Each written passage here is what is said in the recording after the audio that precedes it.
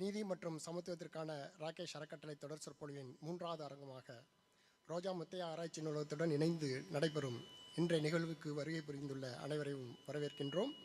I welcome you all and the program will start with Tamil தாய் வாழ்த்து. தமிழ் தாய் வாழ்த்துக்காக நாம் அனைவரும் எழுந்து நிற்போமாக. நீதாரும் கடல் உடுத்த நிலமடந்த செழிகொழுகும் சீராரும் பதனமென திகழ்வரத கண்டமெனில் திக்கணமும் அதில் சிறந்த திராவிடனல் திருநாளும் தக்க சிறு திரை நுதலும் தரித்தனரும் திலகமுமே திலக வாசனை போல் அனைத்துலகும் இன்பமுற எத்திசையும் புகழ் மணக்க இருந்த பெரும் தமிழனங்கே தமிழனங்கே உன் சீரிழமை திறம்பியந்து செயல் மறந்து வாழ்த்ததுமே வாழ்த்ததுமே வாழ்த்ததுமே.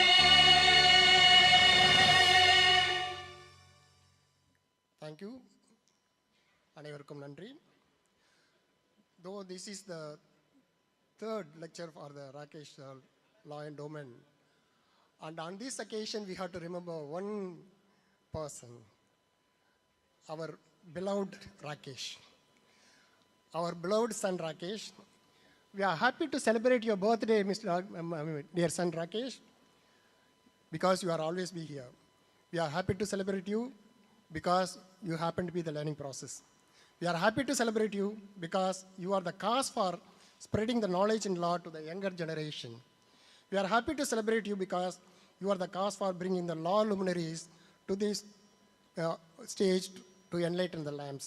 We are happy to celebrate you because you are the cause for removing the dark areas in the field of law and justice.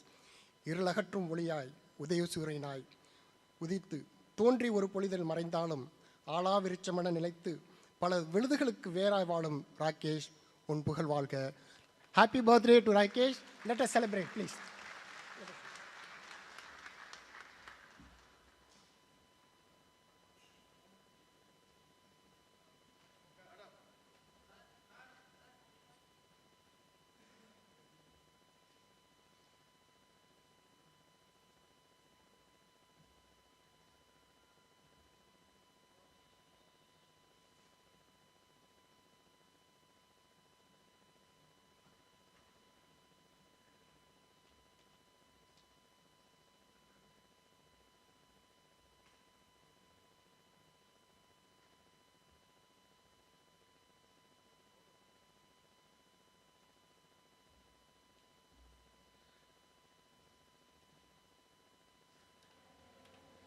Thank you.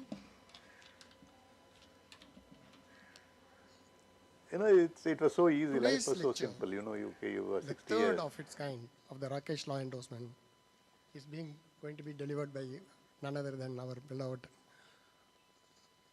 Justice Muralidhar. Before we start anything, I request Mr. Sundar to come and welcome the gathering. Over to you, Mr. Sundar.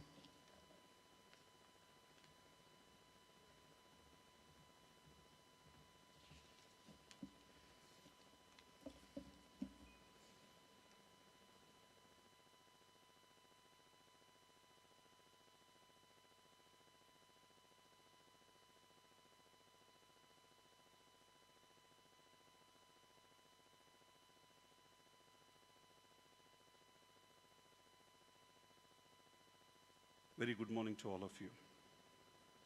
We are gathered here today for the third annual Rakesh Endowment Lecture for Justice and Equity. As Justice Akbar Ali mentioned, this lecture series was established in the memory of late Rakesh Lango, a cheerful young man and passionate student of law. In the past 2 years, we have been honored to have some distinguished speakers. This year, we are delighted to welcome Dr. S. Muralidhar, former Chief Justice of Orissa High Court and currently a senior advocate at the Supreme Court of India, as our keynote speaker today. I welcome you, sir.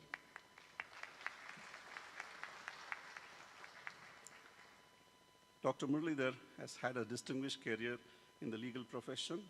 He is known for his commitment to justice and his dedication to the rule of law. He has been a vocal advocate for judicial reforms and has played a key role in the digitization of court records in Orissa. I am pleased to welcome Thiru N.R. Ilango, Senior Advocate and Member of Parliament. Thiru Ilango is not only a renowned lawyer, he is also a passionate advocate for social justice. He will be formally introducing the keynote speaker today. I also welcome Honorable Justice G.M. Akbar Ali, who will be managing the entire program and also moderating the discussion later.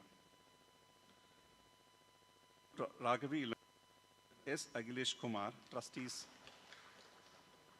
of Rakesh Law Foundation. They have been generous to support this lecture series. The Rakesh Endowment Lecture Series, scheduled annually on April 16th to commemorate Rakesh's birthday, serves as a platform for dialogue and reflection on pressing issues of justice and equity. While this year's lecture was postponed due to elections, we remain in our commitment to generating meaningful discussions and advancing the cause of justice. This endowment lecture was constituted at the Roja Muthaiya Research Library, which is a library, museum, and archive dedicated to the preservation and promotion of Tamil collective knowledge. It is indeed an honor for RMRL to co-host this lecture series. I would like to share a few words about the library. Roja Muthaiya Library holds an extensive collection of 5 lakh literary gems. But then the funny part of it is similar cases, conspiracy cases. Documentation and preservation. It is the single largest Tamil collection in the world.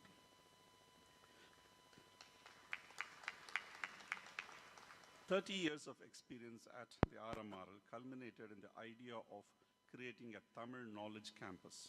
The Tamil Knowledge Campus aims to enable a transformation via education and awareness, making it clear that libraries, archives, and museums are for everyone and are pertinent in supporting democracy, to enhance the appreciation and understanding of several aspects of civilizational knowledge and to democratize it, to promote inclusivity and plurality. It will also be a one-stop place to understand aspects of Tamil language, literature, history, and culture." I must share that a small note here, when Dr. Muralidhar was setting up the judicial archives in Cuttack, in Orissa, he visited a number of places, and the Roja Muthaiya Research Library was one of the places, and he invited several experts from all over India to set up the archive there. As an archivist, I'm very happy about that. Now, I extend a warm welcome again to all students, legal professionals, and members of the law fraternity to join us for this enriching discourse, and I invite Dr. Raghavi Ilango to share the mission and vision of the Rakesh Law Foundation. But before that, we'd like to honor the guests. May I invite Mrs. All right. So thank you. Over to Dr. Akbar Ali. Thank you, Mr. Sundar.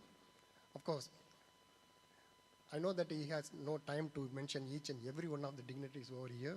The Honorable Minister is here, Mr. Bharati is here, and all the judges are here, all the legal luminaries are here. We welcome you all, one and all, on behalf of our family. Actually, today is going to be the third lecture. தோன்றின் புகழொரு தோன்றுக என்றான் என் ஆசான் வள்ளுவன். செயற்கரிய செய்வர் பெரியர் என்றும் சொல்லிச் சென்றான்.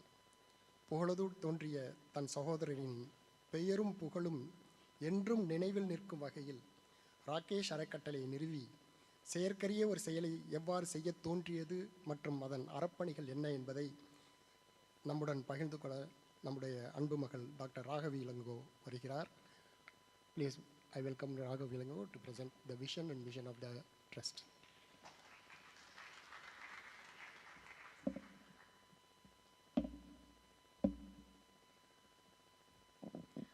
Good morning, everyone. First, I wanted to start by wishing my brother a very happy birthday. And I consider myself very honored today to be eliciting the vision and mission of our foundation. The Rakesh Law Foundation was established in the year 2022 in the fond memory of my dear brother. It would not be wise in not mentioning about the pillars of the foundation who always keep on thinking about the constant working to improve the foundation. So I take this opportunity to thank Justice Rajalingo, Justice Akbar Ali, Justice C.T. Selvam, Mr. Cheran, Dr. Napinai Cheran, Advocate Gandhi Balasubramaniam, Mr. Jayaranjan, Mr. A.S. Paniselvam, Advocates Mr. Amit Anand Tiwari, AAG Tamil Nadu in Supreme Court of India, Mr. Vivek Singh, Advocate Supreme Court, Advocates Mr. K.S. Ravichandran, K.J. Saravanan, Pachepan from the legal wing of the DMK party, the trustees of the foundation, my mother, Aruna Ilungo, Stalin Mama, Ashwin Prasanna, Agilesh Kumar, and Dr. Ranjit, and all the other juniors who are with my father and contributing to the trust. I really thank you all. So talking about the activities of the trust, we as a foundation have created an endowment with the Roja Muttaya Library. So I sincerely thank Mr. Sundar for encouraging us and being here every year to conduct the series of lectures. The first lecture was given in the year 2022. It was presented by Mr. Kapil Sipal, senior advocate, and most respected journalist, Mr. N. Ram. It was on the topic, is this democracy envisaged by the framers of our constitution? The second lecture was given in the year 2023, and it was by Mr. Abhishek Manu Singhvi, senior advocate, and Mr. Sasikumar on the topic, the pillars of Indian democracy. Following the series of these lectures, the third lecture will be presented today by senior advocate and eminent jurist, former Chief Justice of Orissa, Mr. Muralidhar, on the topic, guilty till proved innocent. As a doctor, I may not understand the breadth and length of the topic, but as a lay person, I know the Indian jurisprudence provides the presumption of innocence till proved guilty, and it's not being followed in many instances. So the lecture will certainly shed light on the subject and will help the young lawyers and the students who are present here. With the fond hope of helping the law students and young advocates and all the general public who wish to understand the law, justice and equity, this lecture series is organized by the trust. And this is the vision of our trust. We are trying to and will certainly accomplish in bringing the best of legal minds to Chennai and deliver the lectures. It will serve as a bridge between those personalities and the young lawyers. And this is the mission of the trust. The trust, apart from organizing the series of lectures, have adopted a cooperation school at Amjikare, Chennai. We have provided RO water supply, smart boards, and basic amenities to the school. We have also organized special coaching classes for the students who are aspiring for JEE and NEET. This year, the contract between the Corporation of Chennai and the trust is to be extended, and it's delayed due to the elections. I hope and believe the mission and vision of my father, Mr. N.R. Elungo, the founder of the Rakesh Law Foundation, to democratize legal knowledge for young law students, and the common man can certainly be achieved with the wishes of the elders, support, and the friends, by participation of all of you. Thank you all. Thank you, Raghavi, and you have given a very enlightened vision and mission of our trust. Before I go into calling upon the main speaker, we wish to honor him with a book. I request Sister Arna Ilango to come over the dais and present a book to the Chief Justice, former Chief Justice, today's speaker.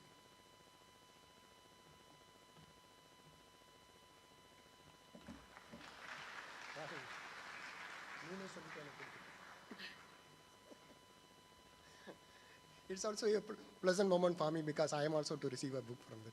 Because I know that they know that I am very poor in reading because they wanted me to read a book. Please, Raghu. I would like to honor Mr. Ragbar Ali. I assure you, definitely I will read this and come back to you. Now coming to the main topic. மகன் தந்தை காட்டும் உதவி இவன் தந்தை என்னோட்டான் கொல்லெனும் சொல். தந்தை மகர் காட்டும் நன்றி அவையத்து முந்தியிருப்பு செயல். ஒரு மோப்பக்குலையும் மணிச்சமாய் வாடி உதிர்ந்துவிட்ட போதிலும் அதன் மனம் வையகத்தில் என்றென்றும் இருக்கும் வகையில் அவன் பெரியிலேயே ஒரு அறக்கட்டளை நிறுவி அதன் மூலமாக தனையனுக்கு நன்றி பாராட்டும் ஒரு தந்தையாக நம்மிடையே இருக்கும் நமது அன்பிற்கும் பாசத்திற்கும் உரிய நமது சகோதரர் மூத்த வழக்கறிஞர் மாநிலங்களவை உறுப்பினர் திரு என்ஆர் அவர்களை இன்றைய சொற்பொழிவாளரை பற்றிய தகவல்களை பகிர்ந்து கொள்ள இருக்கிறேன். I request Mr. N.R. Elango to introduce the speaker today.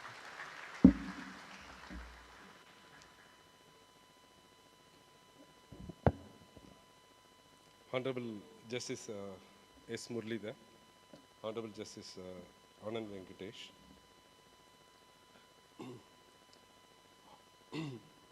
Honorable Minister for Higher Education, Mr. Purmudi, Mr. Alandur Bharati, Mr. T.K. Silangovan,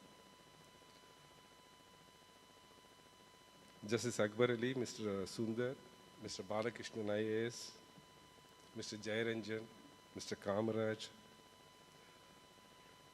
eminent doctors, Dr. Vijay Shankar, Dr. Jayakumar, my dear brother, Mr. Ramesh, senior advocate, family, I consider all of you as my family and friends. Good morning. இவங்களுக்கெல்லாம் என்ன என் மேலே கோவம்னு தெரியல. Day before yesterday ஹைகோர்ட்டில் ஒரு ராகேஷ் லா foundation MBA சேர்ந்து ஒரு lecture series இருந்தது.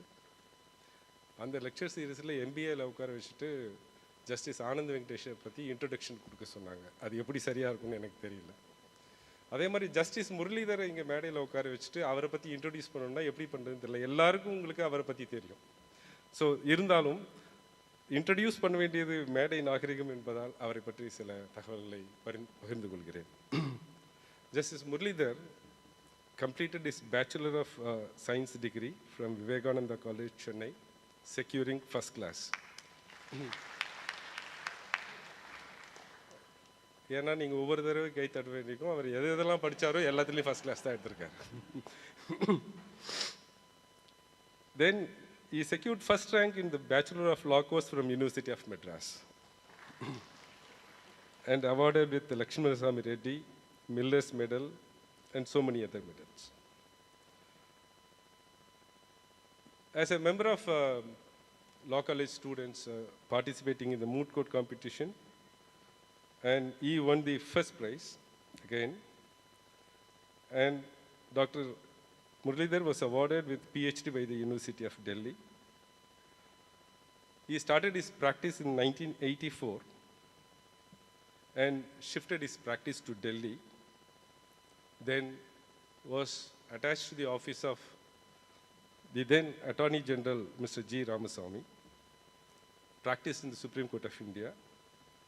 He was a pro bono advocate in the Bhopal disasters case. He was appearing for the people who were misplaced, the mentally ill and who were locked up in the jail. He represented the people who were displaced in the Narmada Dam issue. He was appointed as amicus curiae by the Supreme Court in several public interest litigations. He was the counsel for National Human Rights Commission. He was the counsel for Election Commission of India and was also a part-time member of Law Commission between December 2002 till May 2006. He was elevated as judge of the High Court of Delhi in 2006. He was then transferred to Punjab and Haryana Court as the Chief Justice. And sir, though the trust and these lecture series are apolitical, what I may say have a slight political thing, please excuse me. He was about to be transferred to Madras High Court. That was not agreed upon by the. Then he was transferred as Chief Justice of Orissa High Court. What wonders he did with Orissa High Court, you have to hear Mr. Sundar and people from Rojamuthiya Library. You have one of the finest judges who were totally digitalized the entire Orissa High Court. Everything there is fully digitalized, and it's one of the pioneering High Court now is because of Justice Muralidhar. Why I said what I'm going to say have a little political tint is this. What we are now saying is North is flourishing because of the South. And he is from South, he made North to flourish. This is one of the best examples why North is flourishing because of the South. And because he was not sent to Madras High Court, again, whatever we say, whatever we give to Union is not being returned back to us. So, what we gave just Muralidhar to Delhi High Court, Orissa High Court, we wanted him to be our Chief Justice for some time at least. That was denied. It's all right. But then we are having him with us as a lawyer, as a person who is sharing his knowledge. We will be more benefited if sir is going to come and give more lectures like this. I don't want to give the list of the best of best judgments of Justice Muralidhar, because if I am going to speak about them, he may not find time to give his lecture. So I stop with this. I once again thank Justice Muralidhar for having agreed to come and give his lecture. I thank all of you to be here. Thank you very much.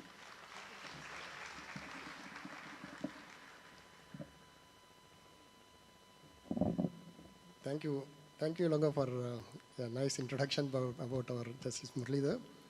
And I met him in 2007 when I was in Delhi along with the Justice A.P. Shah. From that time onwards, I know a person from our place, from Vivekananda College. I used to so attached with him, and we have done many things in the legal services and national legal services also. I think Justice Muralidhar remember all those things. And my dear students, you must be very happy. And today's topic, guilty till proved innocent, the dark areas of criminal jurisprudence, a lecture to be delivered by Honorable Justice Muralidhar, former Chief Justice of High Court of Orissa. Orissa was lucky, as Mr. Ilango was telling us. Orissa was very lucky to have Justice Muralidhar as Chief Justice of Orissa High Court, and we were so unlucky. But anyhow, Mr. Ilango and the foundation found it fit that we are also to be going to be lucky. That you agree with me? You agree with me? So be careful, and you have to watch. And I know that you are not going to just sit and listen to the lecture, and you are going to ask questions. And I know that this is the topic, guilty till proved innocent.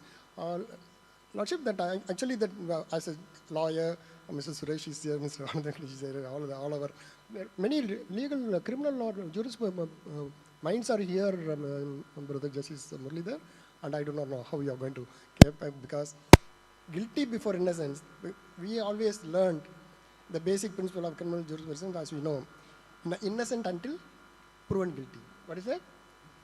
Innocent until proven guilty. That's what we are all used to be.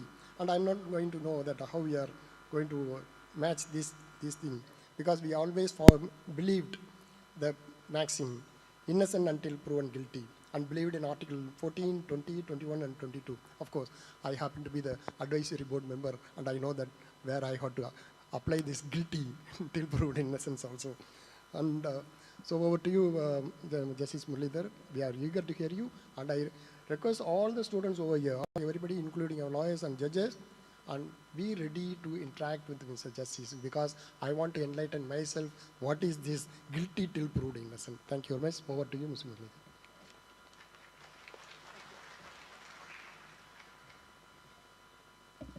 Vanakkam.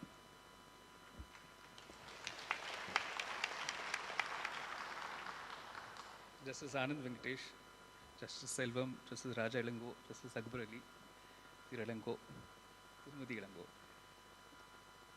Dr. Sundar, Dr. Raghavi, and all the distinguished members of the audience, including senior lawyers. It is indeed a proud privilege to be asked to deliver the third Rakesh Endowment lecture. This is being held in the memory of a fine young law student whose life was cruelly smashed away in an unfortunate car accident. A debt of gratitude is owed by all of us to his family, and in particular to his father, Senior Advocate Ilango of the Madras High Court, that these lectures on the theme of justice and equity are being organized every year. They should be of immense value to the legal fraternity in general, and in particular young advocates, whom I find in large numbers, and law students as well, seeking to find their feet in the legal profession. I must also thank you for organizing it in this wonderful, restored museum theater. We live in times that are both interesting and challenging. As we witness radical transformations brought about largely by technology, we also watch with helplessness the strife and chaos around us, brought about by a variety of factors: persecutions and large-scale internal displacements of populations, increasing polarization around caste, race, and religious lines, dictatorial and despotic regimes that make a mockery of the rule of law, growing inequalities in society with the poor getting poorer, mass spontaneous protests of the affected populations, and increased anxieties. Then there are challenges thrown up by climate change. We are told that this is the age of the Anthropocene. Nature is even more unpredictable, and our attempts at seeking to reverse the enormous damage that we as a human race have caused to nature is proving to be a formidable task. The recent Human Development Report talks of the democracy paradox. What is this paradox? Through a democratic process, you get tyrants to be elected, and they then continue ruling over you, making a complete mockery of democracy, the rule of law. This is something that Plato, the Greek philosopher, anticipated several thousand years ago. For Plato, tyranny was the final stage in the perversion of the state after democracy, and develops out of strife between the demos, the populations, and the rich. The tyrant's progress starts from seemingly good intentions as a representative of the people. Plato thus assumes that the tyrant is popular at first, or rather, the popular leader is a nascent tyrant. More now than ever before is the need to reaffirm our faith in humanity and in ourselves as a human race, and to find strength to be able to rise above these challenges. It is the time for all of us to reassert the basic values of a good life and reaffirm our faith in the constitutional values of equality, liberty, freedom of thought, expression, belief, the right to dignity, and above all, fraternity. The choice of today's topic was in the context of growing instances of weaponization of law to deprive people of their fundamental freedoms and bring about unintended consequences of denial of life, liberty, and access to justice. World over, we are seeing law used as an instrument of oppression, of control and abuse in the hands of powerful and dominant groups who seize executive control through elections to target their opponents. However, this is not just about law and politics, but of human rights of ordinary people. Traumatic events can bring about both the best and the worst behavior in humans. We saw that in the COVID-19 pandemic. The best in the humans surfaced, and we saw that actually happen in front of our eyes. When natural disasters occur, like the floods in Tamil Nadu, we found a spontaneous overflow of human compassion and the spirit of brotherhood and fraternity. I'm going to talk about some of those events that have the tendency to change lives unrecognizably and irreversibly, and about the use of law to achieve those ends. Today's lecture is not going to be about happy things, I should warn you.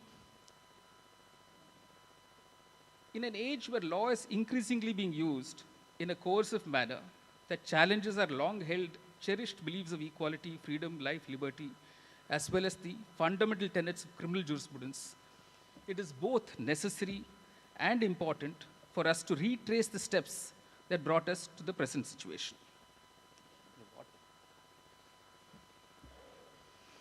So I'm going to begin by speaking to you about 3 traumatic events. There are many, but these 3 kind of make the point that I'm trying to develop in this lecture.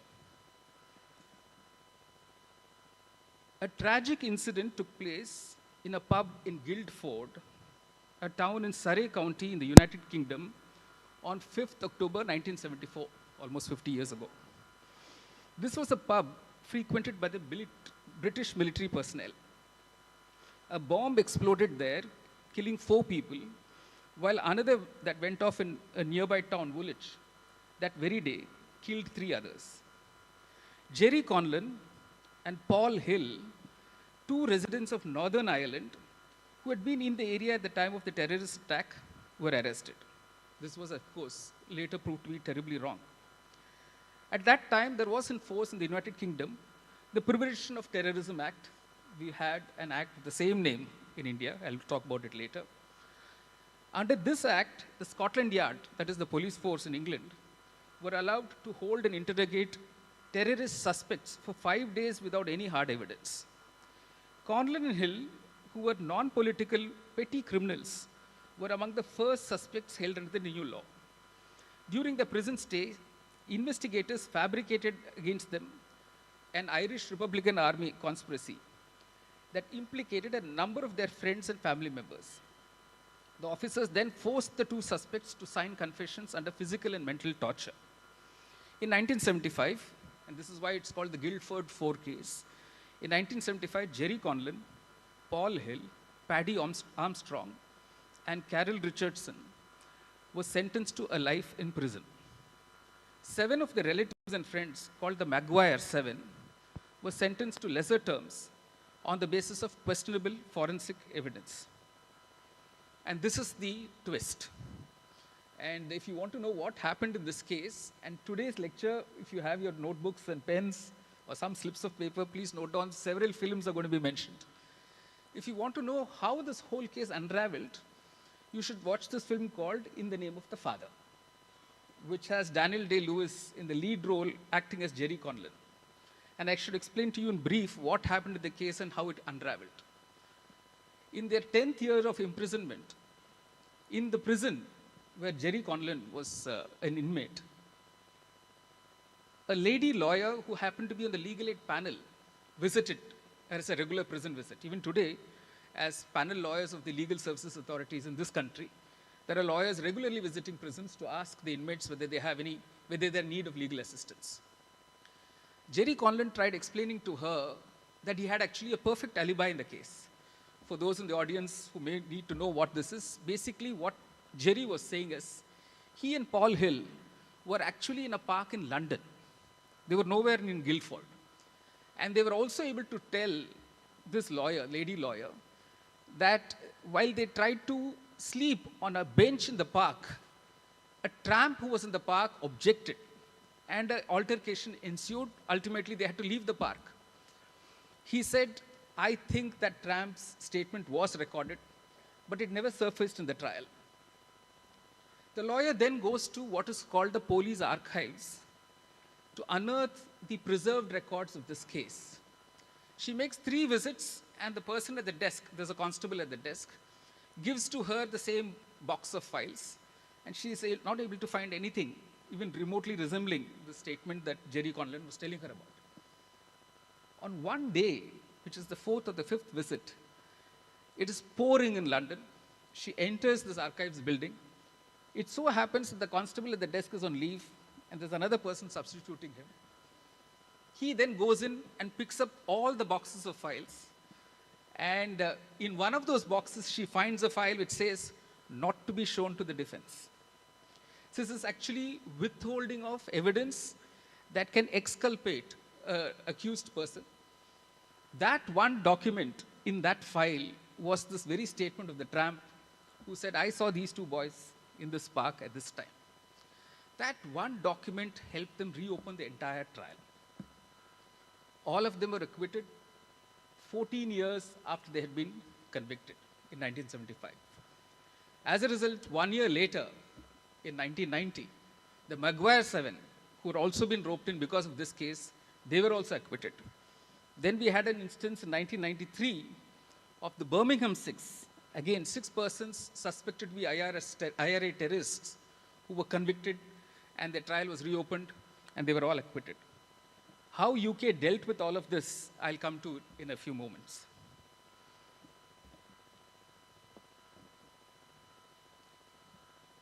The second traumatic event that I'm going to talk about is 9/11.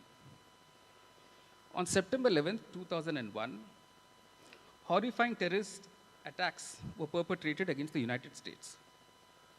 With the transformation of commercial airplanes into lethal weapons of mass killing, a crime against humanity was committed as two of the flights were deliberately flown into the Twin Towers in New York.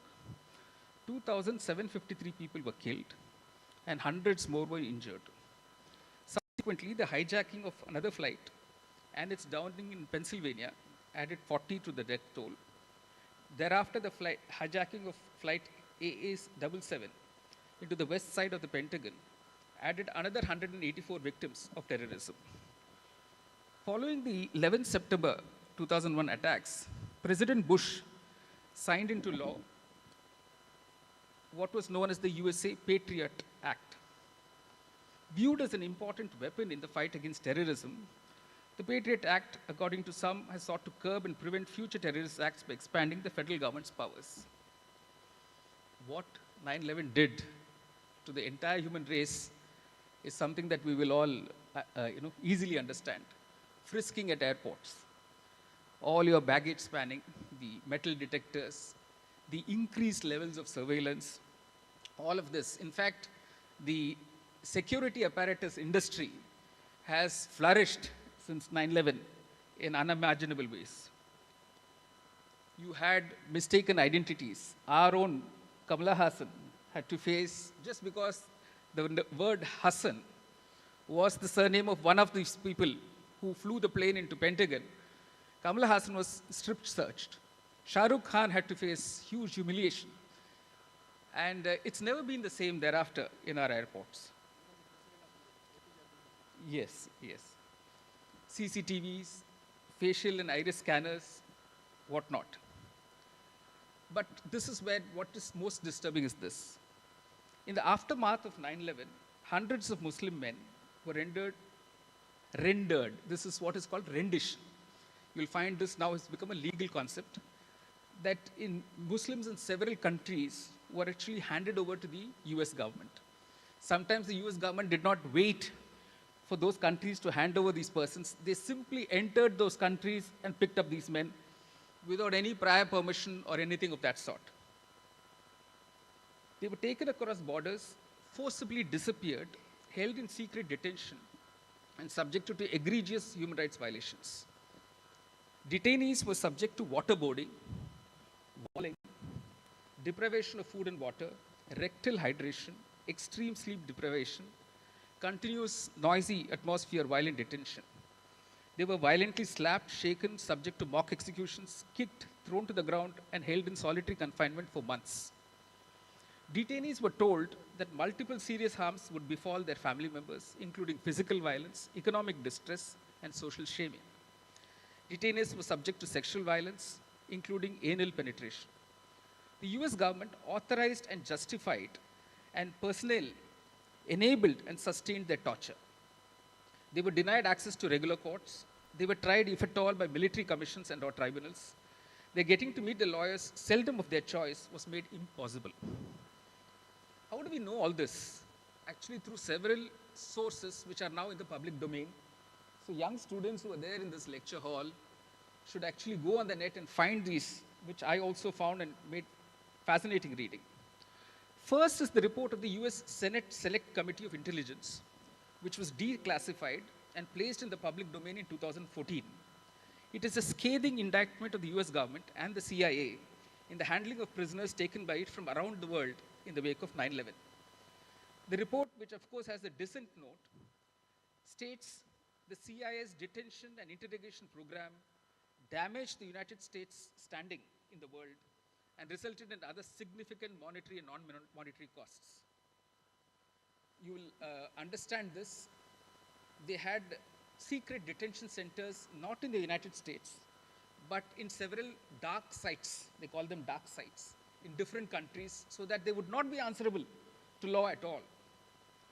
The second source is an October 2022 judgment of the US Supreme Court in the cause title of United States versus Hussein, also known as Zubaydah. I'll be speaking often about Zubaydah. The third source is the June 2023 report of the UN Special Rapporteur on the promotion and protection of human rights and fundamental freedoms while countering terrorism. The third source is the December 2023 judgment of the UK Supreme Court in Zubaydah versus Foreign Commonwealth and Development Office. There are also two judgments of the European Court of Human Rights in applications brought by Zubaydah against Poland and against Lithuania, two countries where he was held and tortured. Zubaydah, a Palestinian, was ultimately an inmate of the high security prison in Guantanamo Bay in Cuba since 2006. He was believed to be a high-rank Al-Qaeda operative. He was detained first in an undisclosed detention center called Detention Site Green. Now we know it's Thailand. And in December 2002 was shifted to Detention Site Blue, which was in Poland. In fact, these dark sites, they had names of green, blue, and cobalt. Zubaydah's story stands recorded in the US Supreme Court judgment I spoke to you about, in which, by a split verdict of 7-2, the court upheld the US government's claim of privilege from having to disclose the location of Operation Site Blue. Basically, what Zubaydah was asking the courts in the US to do was to confirm to him that he had actually been illegally detained in Poland. And although this was public knowledge by now, even a book had been written about it, the US government said, no, for security reasons, we will still claim privilege, and the court should deny him this relief. And ultimately, by 7-2, the Supreme Court of the United States agreed with the government there. But the dissent is interesting. The dissent had two judges, Justice Gorsuch and Justice Sotomayor. They said, it is now open knowledge that the CIA hired two contractors. In fact, the CIA did not undertake the torture itself. It hired two contractors, James Mitchell and John Jessen, and authorized them to employ what is called enhanced interrogation techniques, some of which I mentioned. Mitchell and Jessen worked on a near 24-hour per day basis, starting 4th August 2002. They waterboarded Zubaydah at least 80 times, simulated live burials in coffins for hundreds of hours, performed rectal exams designed to establish total control over the detainee. In 2016, the CIA permitted Mitchell to publish a book. This is now available on Amazon. Mitchell even appeared in an HBO documentary about his activities and treatment of Zubaydah. The documentary is called The Forever Prisoner, made in 2021. Again, available on the net. Justice Gorsuch notes, although Zubaydah's relationship with the Al-Qaeda remains the subject of debate today, the authors of the Senate report found that the CIA's records do not support the suggestion that he was involved in the September 11 attacks. So a person who's not involved at all in the September 11 attacks was held for over 20 years in detention in various dark sites and in Guantanamo Bay. What is remarkable is Zubaydah did not accept this and kept litigating not only before the European Court of Human Rights, but the US Supreme Court and the UK Supreme Court as well. As I mentioned, in December 2023, the UK Supreme Court gave its verdict in Zubaydah versus Foreign Commonwealth Office. It noted Zubaydah's contention that he was tortured by the CIA at the black site facilities situated in Thailand, Poland, Morocco, Lithuania, Afghanistan, and Guantanamo Bay. So the question before the UK Supreme Court was, in his claim for damages for this torture that he suffered, would the laws of the United Kingdom and Wales apply, or the individual laws of those 6 countries? One of his contentions was the torture he underwent in those countries was at the hands of private contractors of the US, UK intelligence service personnel, which fact could not be denied by the UK government. So ultimately, the UK Supreme Court upheld Zubaydah's contention and said it will be the laws of the UK and Wales that will apply to determine this question. The UK Supreme Court notes in its judgment that the countries and the black sites were chosen by the CIA to evade the application and protection of the US legal system and law and the legal system and law of the country in which the site was located. In this way, individuals could be detained in what were de facto legal black holes, where interrogations could take place clandestinely without the laws of that country being invoked in practice in respect of the individuals. Zubeda's contention that he could invoke sections 11 and 12 of the Private International Law Miscellaneous Provisions Act 1975 of the UK to pursue his tort claims against the 6 countries was upheld by the UK Supreme Court. The third authentic source we have is the Special Rapporteur's report. She notes, this is a June 2023 report. Again, it's available on the net. You should read it. Every one of the 780 Muslim men held at Guantanamo Bay, including the 30 men who remain, live with their own distinct experiences of unrelenting psychological and physical trauma of withstanding profound human rights abuse. The detainee families have also suffered immeasurably. The Special Rapporteur underscores that the prohibition of arbitrary detention and torture are just cogent norms of international law, and that the US government is under a continuing obligation to complete a thorough, independent, and effective investigation into the alleged violations and sanction those responsible, provide appropriate redress and reparation to all victims, and adopt effective guarantees of non-repetition, just as legislative, administrative, judicial, and other measures to prevent and punish such violations going forward.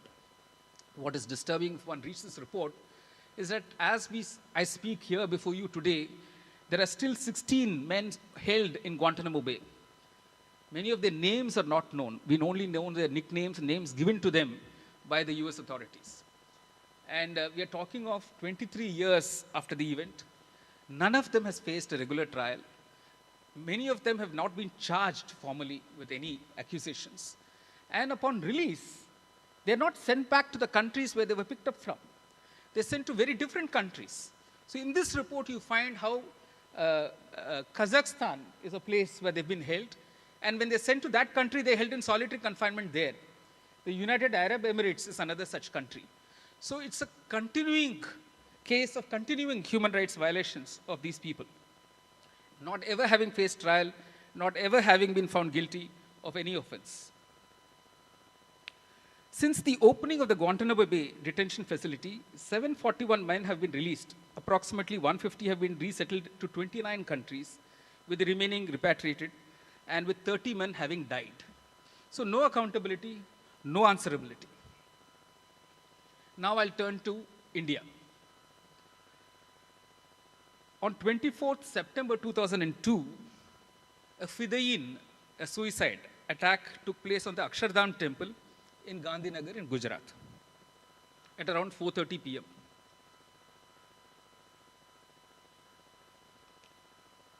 Two persons were armed with AK-56 rifles, hand grenades.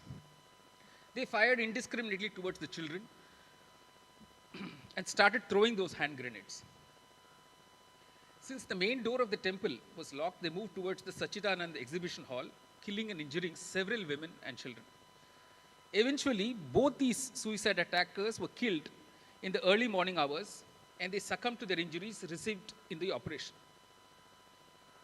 The case of the prosecution was that a large quantity of firearms and explosive substances were carried by these two Fidaiins. The attack resulted in the killing of 33 persons, including NSG commandos, personnel from State Commando Force, and 3 other persons from the SRP group. Nearly 86 persons, including 23 police officers, were seriously injured. For almost a year, they were unable to find any leads to arrest. And after the National Investigating Agency took over, sometime in August 2023, they arrested 6 people. The trial, and they were charged under the Prevention of Terrorism Act of 2002, which was passed incidentally soon after the Parliament attack that took place on December 13th, 2001.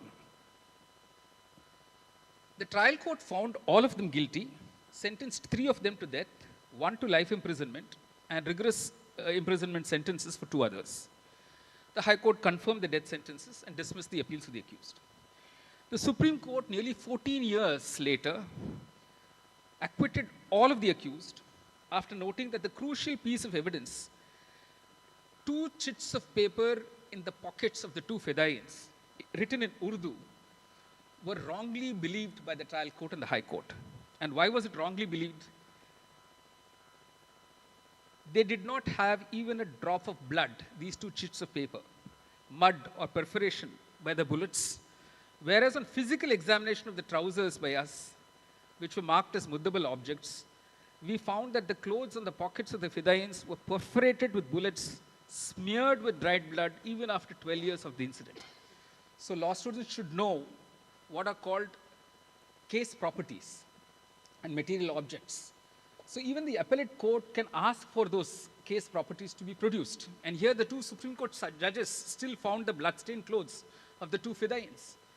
So 2 chits of paper recovered from the pockets are spotless, no holes, whereas the pockets themselves are riddled with bullet holes. The letters were admitted as evidence merely on the basis of a confessional statement of one of the accused, who said that he had written the letters and had also kept the pen to prove that the letters were written with the same pen. The Supreme Court notes, the High Court admitted the letters as evidence on the ground that truth is stranger than fiction, by overlooking not only the most impossible fact that the letters marked by the police were spotless, but also ignoring the evidence of PW 105, who in his deposition recorded there were no signatures for the brigadier or anyone else on the letters when they were handed over to the investigating agency. And this is what the Supreme Court said after acquitting these people 14 years after incarceration. And since this was the Prevention of Terrorism Act, they did not come out even 1 day on bail. So for all 14 years, and for many of that in solitary confinement, they were kept in the prison. Before parting with the judgment, says the Supreme Court, we intend to express our anguish about the incompetence with which the investigating agencies conducted the investigation of the case of such a grievous nature, involving the integrity and security of the nation. Instead of booking the real culprits responsible for taking so many precious lives, the police caught innocent people and got imposed the grievous charges against them, which resulted in their conviction and subsequent sentencing.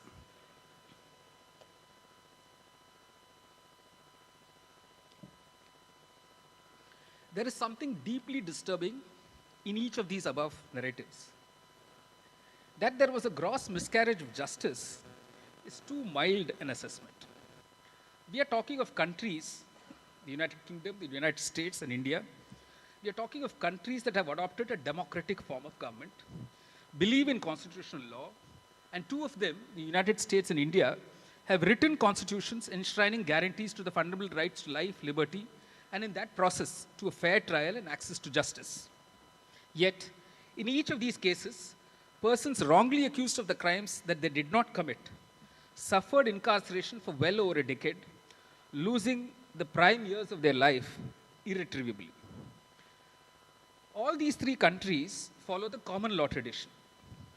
What our Supreme Court said in 2019 about our criminal justice system pretty much describes the system in the other 2 countries as well. The criminal justice administration system in India places human rights and dignity for human rights at a much higher pedestal, and the accused is presumed to be innocent till proven guilty. The alleged accused is entitled to fair and true investigation and fair trial, and the prosecution is expected to play a balanced role in the trial of a crime. If so, then why do such instances of miscarriages of justice take place? Why do we fail to learn from the past? And what consequences does this hold for future generations? And that brings me to the main theme of today's lecture. These cases have turned on its head the fundamental tenet of our criminal jurisprudence, that a person is innocent till proved guilty. They tell us, in fact, that the opposite is true, at least in the cases of traumatic and terror-striking crimes. So how do these instances come about? First, these are cases where a special law is enacted which departs from the general rule that I have spoken to you about. The requirement, for instance, of production of a person within 24 hours of arrest I don't know if the law students will be able to tell me the provision of the Constitution where this is indicated. It's Article 22 of the Constitution. Requirement of informing the arrested person of his rights to counsel, to know the grounds of arrest. This is also contained in Article 22. Of presumptions as to guilt, deeming crimes, all of these are written into the statute. For instance, under the TADA, if you were in a notified area and you were found with even a bullet, you would be presumed that you're part of a activity that is a terrorist activity. And it will be for you to disprove that you harbored any such intention. Confessions to police officers being admissible in evidence. This is the most disturbing part of these statutes. The only protection they said was it will be supervised by a superior officer like a superintendent of police. But the rule in our country, and which is part of the inheritance of colonial laws, is that a statement made to the police officer in custody is simply inadmissible in evidence. It's written into Section 25 of the Indian Evidence Act. Fortunately, it's still been retained in the new statutes, which are supposed to be decolonizing the law, but they realize that they can't decolonize these salutary provisions of the law. And I'll talk to you more about this so-called decolonization of the law. It's anything but that. Stringent bail provisions that have a different twin test, shifting the burden of proving one's innocence onto the accused. So in most of these statutes, whether it's the Terrorist and Disruptive Activities Act, the TADA, which was enacted in 1985, which was allowed to die, a repeal in 1997, or its successor, the Prevention of Terrorism Act, the POTA, all have provisions where getting a bail is next to impossible because the burden is shifted onto the accused to show that he's actually not guilty of the crime, when even the trial has not even commenced or evidence has been tested. They have all borrowed heavily from the Prevention of Terrorism Act of the United Kingdom and the Patriot Act of the United States of America. Extended periods of detention before filing a charge sheet means that virtually detention without trial for at least 6 months is guaranteed. And this continues even under the Unlawful Activities Prevention Act that you heard of so often being invoked in ordinary cases in this country, increasingly. And in India, all of this is compounded by delays at every stage of the trial. You will be amazed to know that although TADA stood repealed in 1997, cases initiated under the TADA are still in the pipeline, either at the stage of trial or the stage of appeal, and likewise cases instituted under the POTA, which has also been repealed. And this shows how gross the miscarriage of justice can be when ultimately these cases reach their logical end. The severity of the law is not because of its effectiveness. In fact, it is empirically established that the conviction rates, both under the TADA and POTA, were abysmally low. It is a usual response by an elected government to demonstrate that it is responding strongly to a horrific crime. No one will be spared is the refrain you will be hearing from a politician in power time and again. First reactions they will ask, the minister will say, "Sir, nobody will be spared. We will come down on this with a strong hand." And then go and enact a severe law which will ensure that the persons actually get acquitted because of impossible standards that the law sets.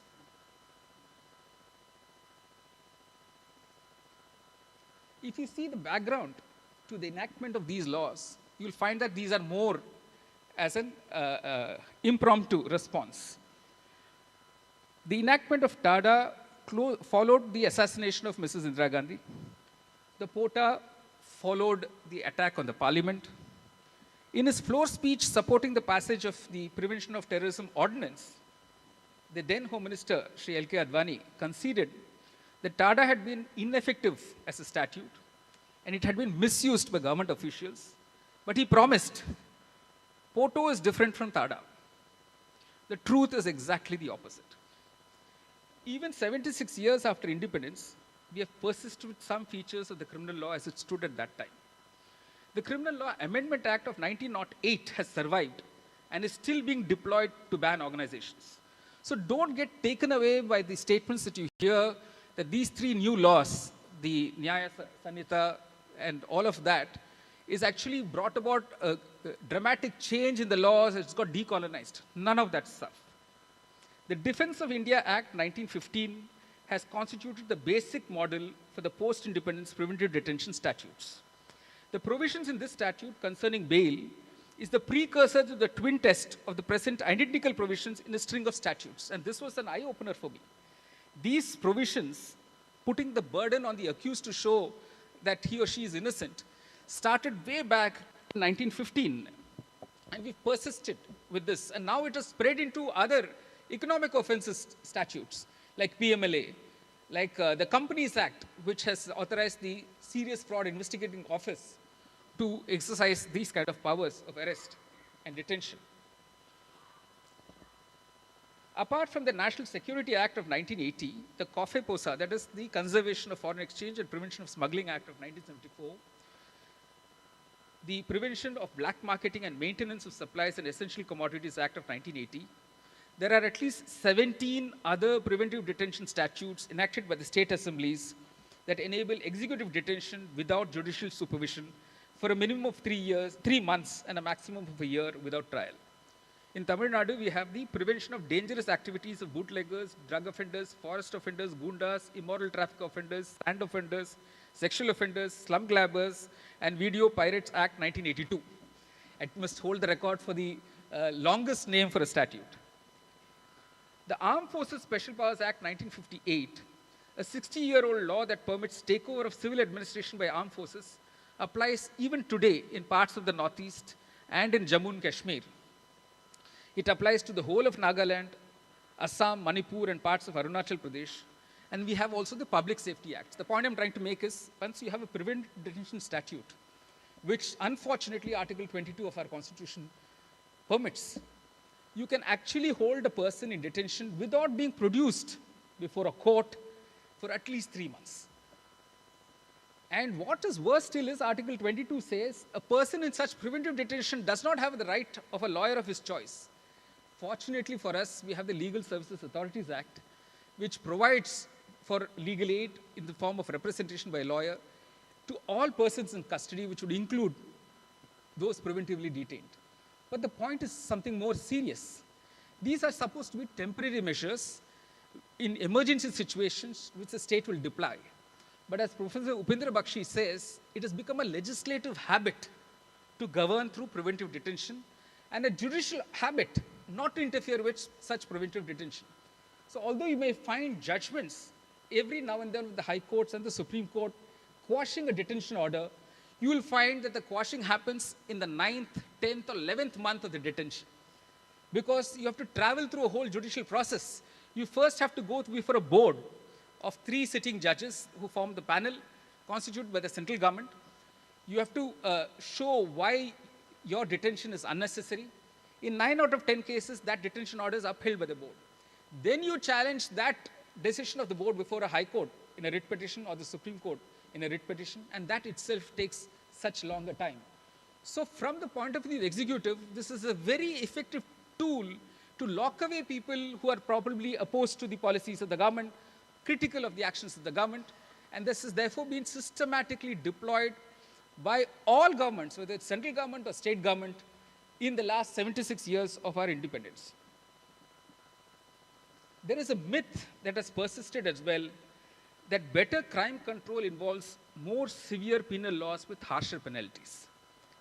The earlier anti-terrorism laws like TADA and POTA, which have now morphed into the Unlawful Activities Prevention Act, have now also morphed into what is called the Maharashtra Control of Organized Crime Act 1999. This is like a prime act, and you have the twins of this act in various states like Karnataka, Gujarat, and so on.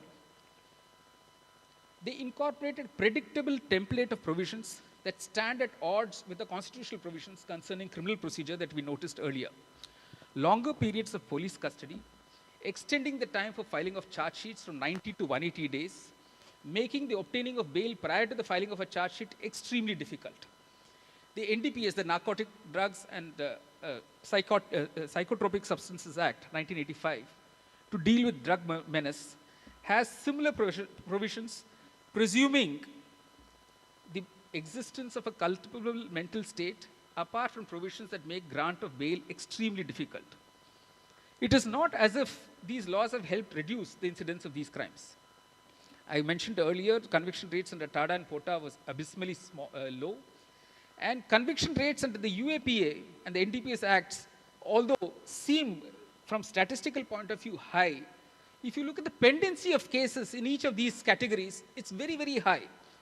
What it tells us is the number of prisoners arrested and kept in prisons to the number of persons who are actually convicted or acquitted.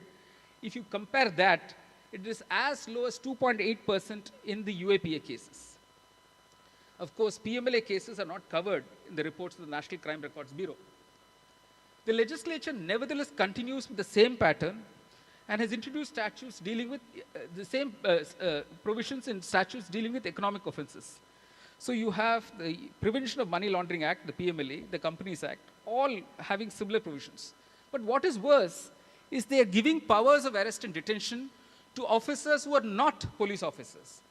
So while under the Evidence Act you have a prohibition against admitting a statement made to a police officer in custody, there is no such prohibition when it comes to a statement made to a customs officer, to an officer of the Enforcement Directorate, or even an officer exercising powers under the Companies Act. All these are admissible statements. And in many of the charge sheets that are filed in these cases, you will find the primary evidence being the confessional statement of the person arrested, and confession made to an officer of this nature who cannot be a police officer. And what he files will not be a charge sheet. What he files will be a complaint. So under this facade, they evade answerability to constitutional law altogether. So self-incrimination, the right against self-incrimination under Article 20, Sub-Article 3, is written into our Constitution as a fundamental right. But these provisions directly militate against that. Your confessional statement made to the officer investigating your case is treated as admissible evidence in your own case. While there is confusion whether these offenses are cognizable or non-cognizable, there is no FIR registered. You have what is called the ECIR. And there's no requirement to maintain a case diary. See, one of the guarantees that a person in custody has that there is some serious investigation happening in the case and the police officers are serious about their investigation is the requirement in the law that once an FIR is registered and the court is seized of the case, a criminal court at any level of the hierarchy, that court calls for the case diary from the investigating officer. That case diary is not shown to the accused, and it's not meant to be shown to the accused. But the judicial officer satisfies herself or himself that serious investigation is actually taking place. That case diary has a serialized number of pages. You can't tamper with it. Like today's investigation will follow yesterday's investigation, will follow day before's investigation, and tomorrow's will follow today's. But in reality, something else is happening.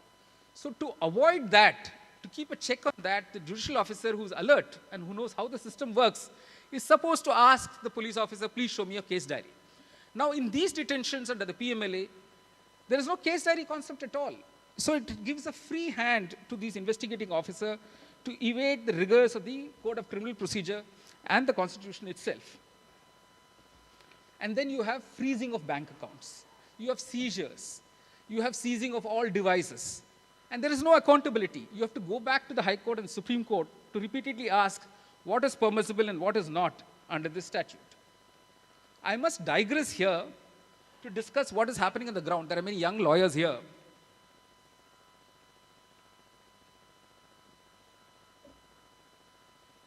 You now have a plethora of agencies. You will have the state police, then you will have the CBI, then you will have the ED, then you will have the income tax department. So it's a multiplicity of agencies chasing the same set of suspects.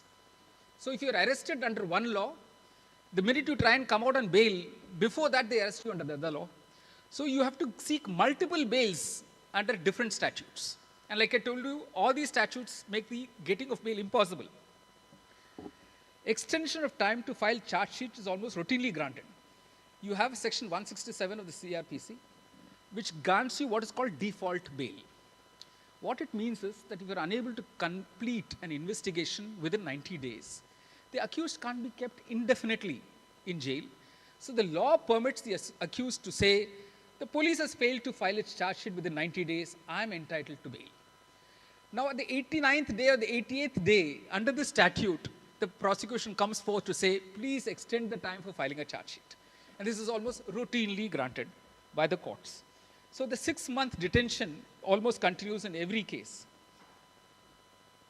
We then have redacted, anonymized, and protected witness. So if you see a charge sheet, it's supposed to be enclosed by the statements of persons who have spoken to support the prosecution.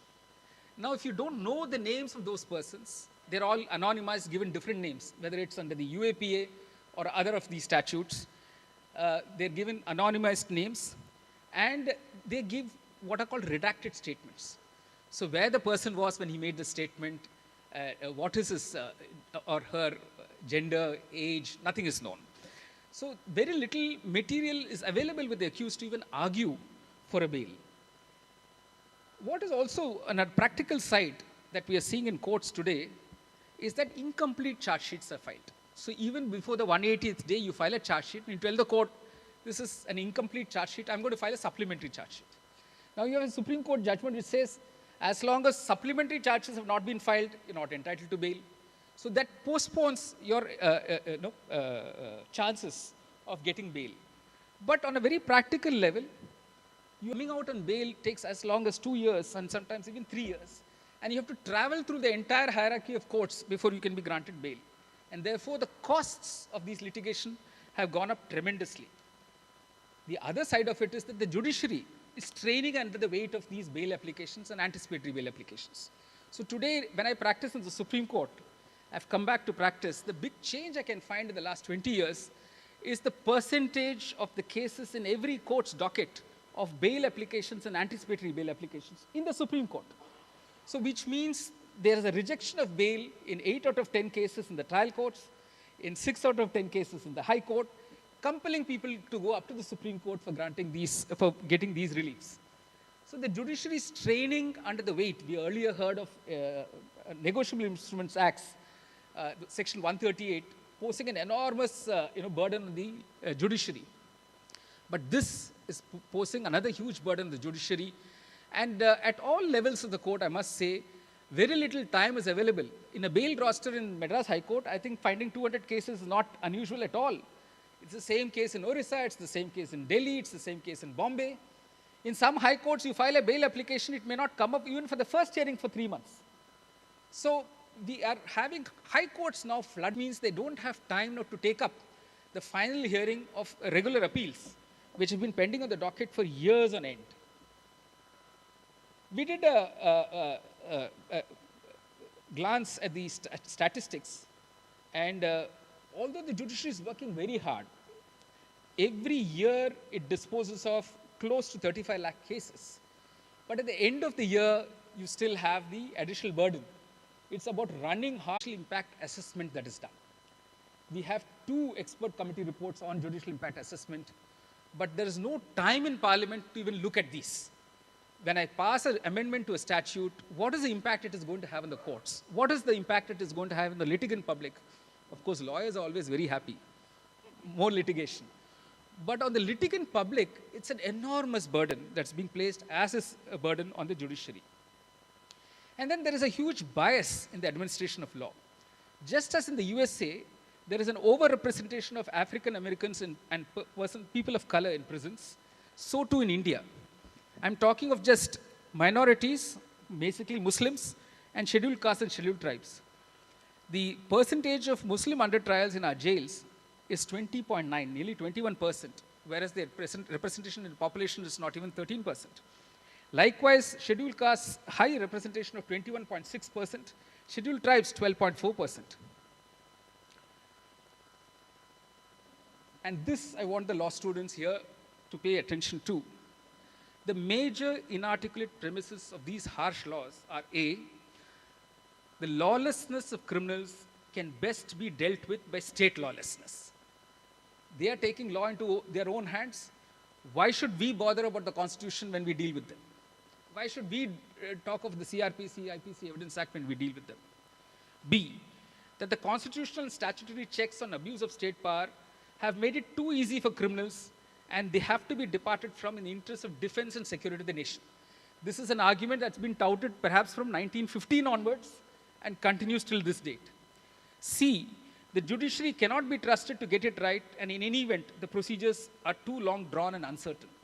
Actually, the mistrust of the judiciary is one of the reasons why you have such harsh laws which draw presumptions of the status of mind of the mens rea, which draw presumptions that a person is a terrorist, put the burden, shifting this whole rule of innocent till proved guilty on its head by requiring the accused to prove guilty, which it's impossible to do in a court of law. D, torture as the main tool of investigation has always worked and since long. You will find very little discussion on torture in our public platforms. Even the judiciary is not persuaded when Ashwini Kumar, one of the members of parliament, petitioned the Supreme Court of India saying that India has not ratified the Convention Against Torture. And the court's response, of course, was, which is perhaps legally correct, that we cannot compel the union government to either ratify or do otherwise with the Convention Against Torture. But an explanation was given to the court that states' responses are awaited, that India does want to pass a law on the same lines as the Convention Against Torture, but that has not seen the light of the day. So we will still see every morning's newspapers, somebody dying in police custody and sometimes in judicial custody, being a victim of police violence or state violence. E, political and bureaucratic masters are never going to expose the police or the army to the risks of prosecution, and the sanction power is an effective shield. So once police officers are involved in a crime, to get the state government, or where, let's say, the CBI officers are involved in a crime, to get the central government, or where the army officers are involved in the crime, again to get the central government to give permission to prosecute is very difficult. Very often these permissions are refused, and again refused, saying that the morale of the police force will go down, the morale of the armed forces will go down, and we need to be conscious of that, and therefore we will not give permission to prosecute. G, it is easy to sell the idea that a strong law works as a deterrent and delivers justice, particularly since public memory is short. That instant justice in the form of encounters, bulldozer actions, public flogging of suspects, tying a suspect to the army jeep and parading him, even orchestrated attacks by vigilante groups on minorities and dissenters are received well in the public and get the approval of media. So when persons in political power make pronouncements like "ghus ke marenge," people in law should be worried. Nothing is farther away from rule of law. So what it might make for good optics, and for the lay person it might seem as if the government is really doing something to control crime. From the point of view of the law, it's deeply disturbing. Those three instances I started my lecture with are all as a result of this common perception that a strong law means there'll be better control of crime, and that all the exercise of such powers is done bona fide. As we can see, it is not so. The media very often stages all of this as a spectacle, which you view from the comfort of your homes. I remember when the war in Iraq was televised live on television, in the comfort of our drawing rooms, you could watch the carpet bombing of Baghdad. I mean, for us, it was just another spectacle. Imagine if you are living in Baghdad, you are not accused of any crime, you have not committed any wrong, and somebody is bombing your houses, right? And we easily accepted the explanation given by the US government. This was all collateral damage. And if you remember, Colin Powell went before the United Nations and actually spoke lies that they had found weapons of mass destruction in Iraq, when later it was proved to be utter lies. And millions of lives have been lost in these kind of, sensational, staged spectacles. So what it does, even to the lay person, is we regularly get fed through the electronic media and, of course, through the WhatsApp, the exercise of powers in a violent manner, in an unconstitutional manner, and it's become routine. So if you see in films that somebody is getting tortured in police custody, it's no longer shocking us. As a viewer sitting in the audience and watching the film, I'm not saying, oh, this violates Section 25 Evidence Act, this violates CRPC, this violates, no. For me, it's perfectly all right. Police, like Walter Devaram comes and twirls his mustache, takes his lathi and beats someone. I think, oh, he's a very strong policeman. KPS Gill is a big hero. KPS Gill did not believe in the rule of law. I'm confidently stating that on the stage because we don't seem to realize these things. As a public, we consume all this very easily. So violence is getting routinized. And we're not questioning these things. If it happens to us, we will definitely question it. If it happens to somebody else, let it happen. So this indifference that we show as a public is another reason why these things happen with utter impunity. What all of this has done is to condone police excesses, breed a culture of impunity. There is a general pattern in these cases that have been observed by researchers world over. Tunnel vision. For instance, I am already clear into the 5th day of my investigation that these are the suspects. In the 6th, 7th day, as an investigator, I am coming across evidence that shows to the contrary. But I am impatient. I have to close this case. I have to tell the public that I have solved it, right? So ignore all those other elements that are coming to disprove my initial conclusion. So I persist with it, and this actually researchers call what is called a tunnel vision, that you are already predetermined that you have to go in this way. Hyderabad police fake encounters. 4 people were picked up following the rape and murder of a young lady near a toll plaza. And presumably, they were taking the police to the place where they hidden some clothes of hers. The next thing we knew is all 4 had been killed. When asked how were they killed, they said, no, 2 of them snatched our rifles. And they were trying to shoot us, so we had in self-defense to shoot them. Fortunately, and this is only part of the story, fortunately, women's groups petitioned the Andhra Pradesh High Court and said there's something utterly fishy in this, so please have it investigated. Similar petitions were filed at the Supreme Court. The Supreme Court set up a committee headed by Justice Sirpurkar. After 2 years of sittings through the COVID period, that 3-member committee has given a report which is utterly damning of the police. 3 of those 4 persons were actually minors, something that is not being discussed in the media. And the one person who was an adult and who was killed, they had nothing to show that committee that they ever snatched any rifle, tried to shoot the policeman, nothing of that sort. So today, it's been established as a result of an inquiry that these were fake encounters. And that committee has recommended they should all be booked for murder. But we still don't know what is happening in those cases. Maybe an FIR has been registered, but we'll have to watch that space to see what actually the court does. So this impunity is growing. I must draw a distinction between what I call as impunity and immunity. Immunity is when you apply for sanction, and sanction is refused, you're unable to prosecute a police officer. So Section 197 of the CRPC grants the police officer immunity from prosecution. Impunity, I don't register a case at all. I simply turn a blind eye. During the militant years of Punjab, over 5,000 people were cremated and their bodies thrown into the 5 rivers, Jhelum, Ravi, Sutlej, and so on. These were never investigated. It had to wait orders of the Supreme Court and then orders of the NHRC for some of the families of some of them to be compensated, but no records kept. If you went to the cremation grounds, no records kept. So we've had, for instance, unmarked graves in Kashmir now. 128 people in just Manipur state who were encountered or disappeared. And a committee was set up headed by Justice Santosh Hegde. And only 10 cases were referred to that committee, and they found in all cases what the complainants were saying was right, and there was, FIRs had to be registered. But immediately you had a reaction from the armed forces, families of the officers of the armed forces saying, if you allow this, the morale of the armed forces will go down. We are all acting under command, under orders. So we really have a situation where many in the police force and the armed forces are enjoying both immunity as well as impunity. I think I'll skip through a lot of it because we'll run out of time. I'll just come to the last part of my lecture.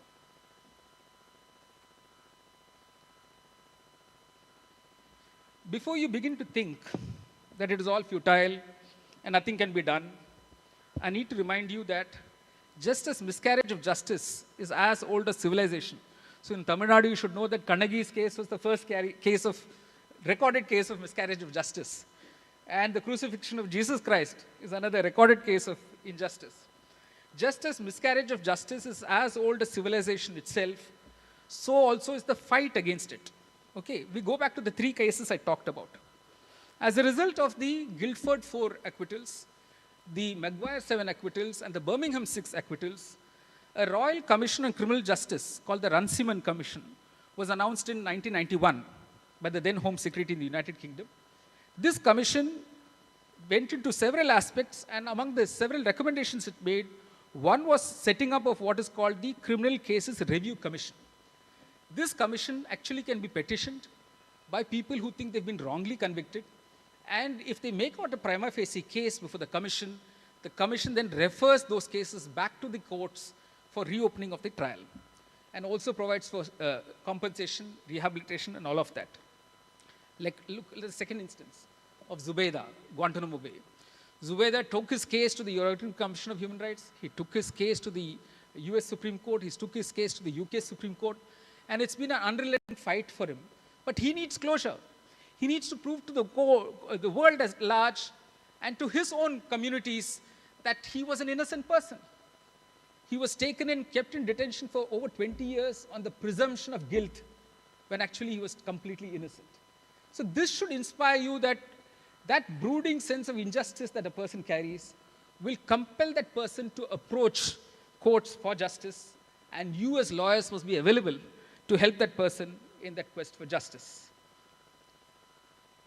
Even in India, we have constant petitioning of the Supreme Court and the High Courts for justice. For instance, when Benix and Jairaj were murdered in police custody here, courts were petitioned. The Northeast, I told you how the Supreme Court is petitioned. And Nambi Narayanan's case, he went back to the court to seek compensation. He got 50 lakhs as compensation. These may be episodic. These may be far and few in between. But it tells you that there is an answer to this. How often you do it, how well you do it is up to you. We do have a number of Godi media channels, but we also have some responsible news networks. I can think of Junior Vigadan here in Tamil Nadu. Web-based news outlets, they don't simply take the press releases of the police. You know, you'll find a headline saying, terrorist admits to the crime. So the person who's been arrested is already labeled as a terrorist. Whatever he tells the police in custody is already taken to be the gospel truth. And then from that point, there'll be extensive discussion in the electronic media by panelists saying that this person is a murderer, that person is a terrorist. So you'll say, if some court grants this man bail, the headline will say, terrorist walks free. Nothing could be more misleading. So there's a tremendous pressure on the judiciary as well. I must share with you one instance when I was a very young lawyer. From the Legal Services Committee of the Supreme Court, I got this case to handle. This was a person on death row. His name was Muthukutti Chandran. So he was accused and found guilty of the crime of committing a series of murders in the Kasargod area in Kerala. One of the lawyers in Kerala, and he's still around, he met me in Kochi when I gave a talk there. He was traveling on a first-class compartment from Thiruvananthapuram to Kochi. And in the same compartment in the coupe was the judge who decided Muthukutti Chandran's case. And the manner of conversation the judge told the lawyer, you know, I was under tremendous pressure by the local population, and I could not have acquitted the person, although the evidence didn't square up. So this lawyer felt very strongly about this. He says, if a judge can admit to this, that the evidence didn't square up, how can you put somebody on the gallows? So he wrote to the lawyer wrote to the Supreme Court a letter, which came to me to argue in the court. And of course, the court was not willing, despite an affidavit being filed by the lawyer, to reopen the case. But what this also told me very young, in my very young days as a lawyer, that the courts, particularly the local courts, are under tremendous pressure, societal pressure, to uphold the convictions of persons whom the media has already portrayed as accused and culprits. We now have Association of Parents of Disappeared Persons, APDP in Kashmir. These are young women and middle-aged women and even grandmothers who've all come together to form this association, and they keep petitioning for justice. Because for them, there is no closure. Some young person in their families has been picked up and has not come back to the families. They don't even know what has happened to the person. Then we have instances like Jai Bhim. You have a lawyer like Chandru who's able to fight against all odds. You have Ram Narayan Kumar. I don't know if you've heard of him. He's documented all the instances of those Punjab mass cremations. Meticulous documentation. That book is called Reduced to Ashes, The Insurgency and Human Rights in Punjab. Then you have films. I don't know if you've heard of Marches by Gulzar, where he captures what happened in the militant years in Punjab. Have you seen Haider, Vishal Bharadwaj's film? It captures somewhat what happened in Kashmir. So films are another way of educating yourself about what is actually happening, but you should see the right kind of films. You should not see Ab Tak Chappan and think that is a great way to be as a police officer. Then you have documentation by what's called the Innocence India Network. Wahid Sheikh, one of the persons acquitted in the Bombay blast cases, has written this book called Beguna Kaidi. It's also available in English. And Muhammad Amir Khan has written a book called Framed as a Terrorist. This man was booked in 19 cases of different bomb blasts. And it took him again 14 years to prove his innocence to come out. So these are all available to you, around you. And what you pick up, how you go forward is entirely up to you. But the fight must go on. You cannot give up this fight because there are too many people waiting for justice. Then we have the Law Commission's 277th report on compensation for those maliciously prosecuted. I must tell you, these 3 new laws address none of these issues. Address none of these issues. You have a section 358 in the CRPC, which talks of compensation for wrongful arrest. It gives you 1,000 rupees as compensation. That provision remains as such in the new law. You have a section 211 for framing a false case. Again, very little or no compensation under an old law. New law makes no difference to it. The new law does not talk of encounters. It does not talk of disappearances. It does not talk of mass crimes. It does not talk of crimes against humanity. So the new laws don't address the real issues where human rights violations are taking place with impunity in our country. And it's not just about the IPC, but a string of special and local laws. If you look at the NCRB reports, you'll find a classification of special and local laws. Under that classification is all these extraordinary laws I'm talking of, UAPA, PMLA, and whatnot. So this is how we have to forge forward. So I have this request of a young lawyer to all. Question everything, particularly unverified assertions of facts, and be suspicious of priority. Don't ever become a bhakt to any public figure, political, social, religious, or political.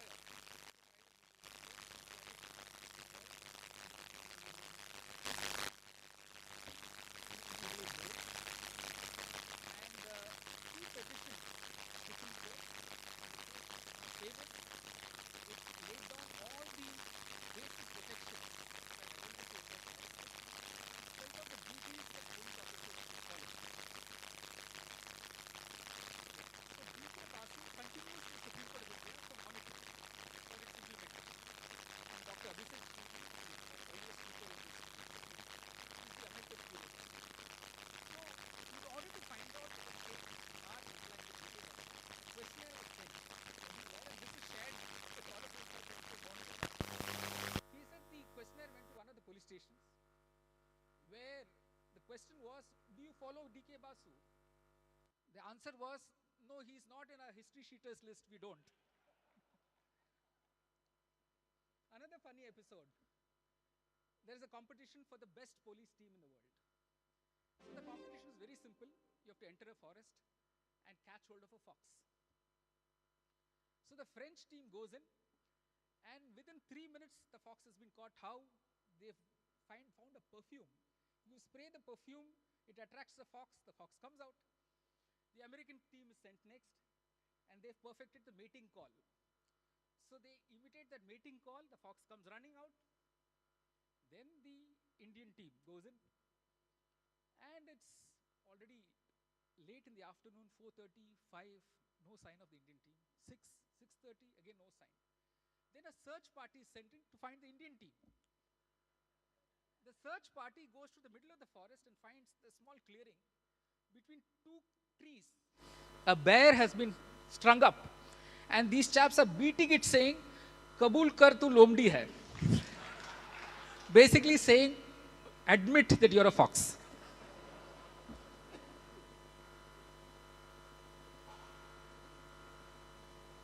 I want you to have role models to emulate, because you will find in your life as a criminal lawyer, people asking you always, how can you defend criminals like this, right?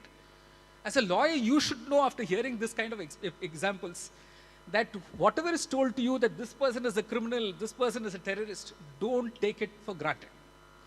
Question it. Ask to be satisfied. And as a lawyer, you're standing up for whatever that person has to present before a court. You have, he or she has a right to silence. You respect that constitutional guarantee. She has a right against self-incrimination. You respect that. He or she has the right to say, my statement made to the police officer should not be acted upon. Say that.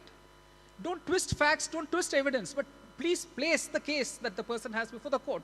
That is your fundamental duty as a professional. Just like a doctor will not refuse to operate on a terrorist who needs a heart surgery or a kidney transplant, you as a lawyer should not make these kind of choices. Leave it to the courts. The courts will decide whether the person is guilty or not. You do your fundamental professional duty of defending the person to the best of your ability. People in the audience must be wondering, okay, this person goes on talking about the accused, human rights of the accused. What about victims, right? In the media, you'll always find when somebody says this person who was arrested has been treated unfairly, another panelist will say, what about the victim? And they will position rights of victims versus rights of accused. That's a wrong equation. One doesn't score out the other. It is not a zero-sum game. You have rights of the accused, you have rights of the victims. You can respect both. No victim will feel satisfied if a wrong person is put in jail. And remember what Father Niemöller said during the Nazi regime. If you are indifferent to the way the criminal justice system works, it might entrap you as well.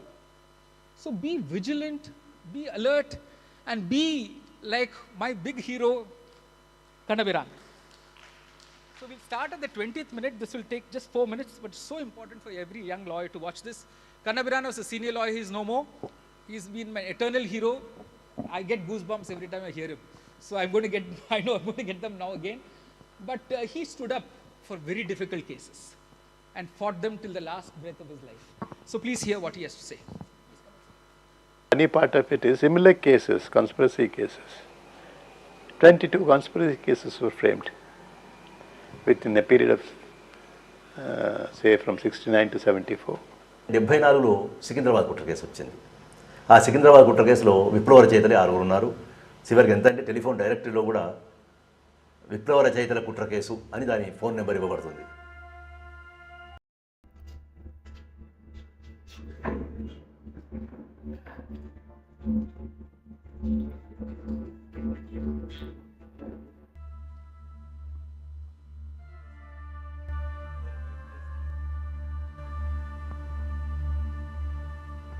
It's a part of history of this civil liberties movement that Kanna fought our case for 18 years without a single paisa charging us as fee. Not only that, in our case there were so many accused who were small farmers or their wives and all that. They used to come to Hyderabad. They were penniless. Kanna used to provide them boarding and lodging and even to and fro charges. That way, at that time, let me tell you, Kanna had a very prosperous practice. He was legal advisor to Paris and Company from Tamil Nadu and so many other 5-star hotels, clubs and all that. His practice suffered a lot because he took up our case. he became known as Naxalite liar. But I would personally feel that the government was interested in prolonging the matter. You know, you harass them completely. So you have the accused who were married then have become fathers. Some accused have become grandfathers. And I was the only one constant feature. And then after the PP's argument in October, the judge asked me, when will you have your arguments, Mr. Kandabiran? Then I told the judge very solemnly, saying, sir, I took up this case when I was 40 years old or 45 years old. And now, sir, I am 55, I think, 45, 15 years, 40 years old. I am 55 now. And my birthday falls on 9th November, that is a Monday. Please have it on that day so that I can commence my arguments. So the next day the accused got flowers, birthday gifts, bouquets and all that. Empty con, not a huge bouquet. 1972 నుండి చూస్తున్నాం మేము చిన్నగా ఉన్నప్పటి నుండి. ఈ 30 ఏళ్ల సుదీర్ఘమైన జీవితంలో ఎప్పుడెప్పుడు ప్రజల ఉద్యమాలు వచ్చినాయో, ఎప్పుడెప్పుడు విప్లవ ఉద్యమాలు వచ్చినాయో అట్లుండవు. అదే కాదు, ఏ నక్సలైట్ల గురించి చెప్పుతే భయం రా బాబు, నక్సలైట్ గురించి మాట్లాడితే భయం అన్న పరిస్థితులలో ఆ నక్సలైట్ ఉద్యమాన్ని గురించి, ఆ విప్లవ ఉద్యమాన్ని గురించి కంటిన్యూగా మాట్లాడడం. అదే కాకుండా వాళ్ళు చేసే తప్పుల్ని కూడా నిర్భయంగా ఖండిస్తాడు. అదొకటి. దాచుకోడు, కోపానికి వచ్చిండు అనుకో, నువ్వు ఇది తప్పు చేస్తున్నావు, నువ్వు ఇది తప్పు చేస్తున్నావు, మీరంతా పాడైపోతారా, మీ చెప్తే వినూరి మెల్లగా తీసుకోపోయిన మూమెంట్ అని కూడా గట్టిగా చెప్పగలుగుతాడు. తన మనసులో ఉన్నది మనకు కొంచెం ఎమోషనల్ అయిపోయింది అనుకో, ఇంకా ఏం మిగలదు, అంత చెప్పేసేస్తాడు. Mr. Kandabiran, these Naxalites who want to overthrow the government, overthrow the constitution and all that, why should say they seek protection under the constitution? Then I told them, sir, when such values come before this court, it is not their values which are on trial, but your values. Your values are in trial. Your constitution is on trial. You write in the constitution saying people who don't believe in the constitution are not entitled to protection. There's an end of it. So long as you say that notwithstanding their views, they are entitled to rights and protection under the constitution. It is your values, your constitution, which is always on trial. The Indian constitution is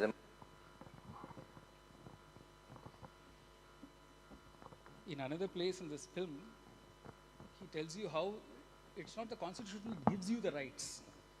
The constitution recognizes the rights you already have. And those rights have to be asserted time and again. You must develop a habit of asserting constitutional rights if you want to preserve this democracy. So I think I've come to the end of the lecture, but my request, we need a strong and vigilant bar as much as we need independent judges at all levels. We talk of independent judiciary only about the High Courts and Supreme Court. What about that magistrate working in those trying conditions? Feeling so much pressure just from, not from society, from the police and from all quarters, and from his bosses in the High Court. His ACR should not be spoiled by some High Court judge. All tensions. The person works under those conditions. We need to ensure independence of that judge at that level. We need to be an informed public that will stand up to injustice. It was Eleanor Roosevelt who said, where after all do human rights begin? In small places close to home, so close and so small that they cannot be seen on any map of the world. Yet they are the world of the individual person, the neighborhood she lives in, the school or college she attends, the factory, farm or office where she works.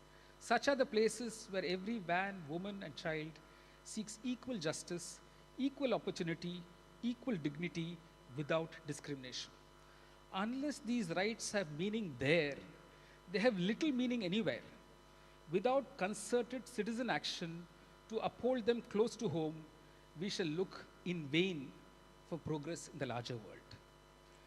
The Zubaidas, the Amir Khans, the Wahid Sheikhs are shining examples of people who have survived enormous ordeals to tell their stories to all of us. and yet not give up hope in their struggles to seek closure and justice, not just for themselves, but for the silent, suffering humanity that is victim of state excesses. Let us strengthen their hands and their hopes and join them in making this world a better place for all of us. Thank you so much. Thank you.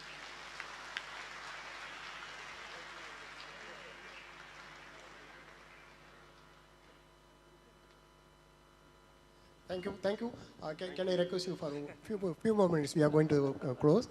And I do not know, I have no words at all, Mr. Justice Muralidhar.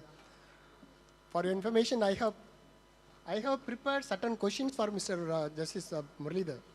I'll just read the questions alone, and I'll tell you what happens. I prepared a question anticipating that he is going to defend something of this type. And I prepared a question that, how do you say that when the offender is brought before law, having committed an offense is to be treated as innocent, as the process of proving his guilt is lengthy and cumbersome? He has already answered that. Is not right? He has already answered that. Then I was having a question, what about the victims? Should they suffer till the guilt of the offender is proved? He has already answered that. And I had a question. These are my questions. Now he has not given me. Don't worry. It's my questions. No. Are the preventive detentions to be considered as guilt before the innocent? His first point is that should they be treated as a guilt? Are the laws against the law have-nots and not against haves? He has already answered that. All these are against haves or have-nots. You know where have-nots are inside. If the haves are enjoying innocent until proven guilty, should the poor suffer guilty until proven innocent? He has already answered. And now the house is open to you. I expect many of you, the legal luminaries are there, and our former prosecutors and the present senior counsel, the judges are here, and the prosecutors are here, and the law students are here. Then just question, any questions that you want to ask. Please, anybody? The first of the questioner? Somebody? Please come.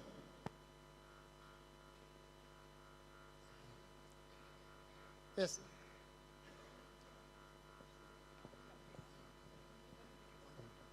Yes, sir. Sir, my question is,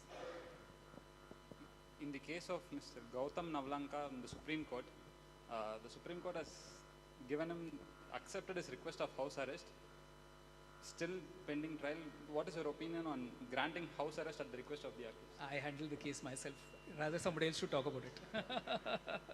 I actually gave an order in that case. So, you read the judgment of the Delhi High Court and now the Supreme Court later. All right. Yes.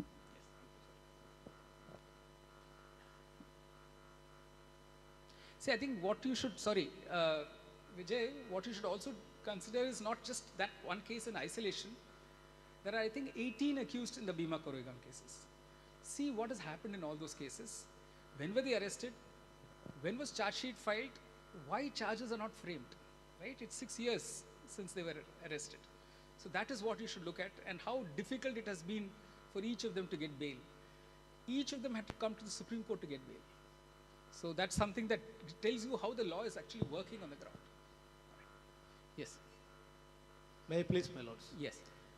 Lordship may throw some advice to the young lawyers here and the juniors, how to become successful lawyer and good judge like you. They will make the good judges if they are good lawyers.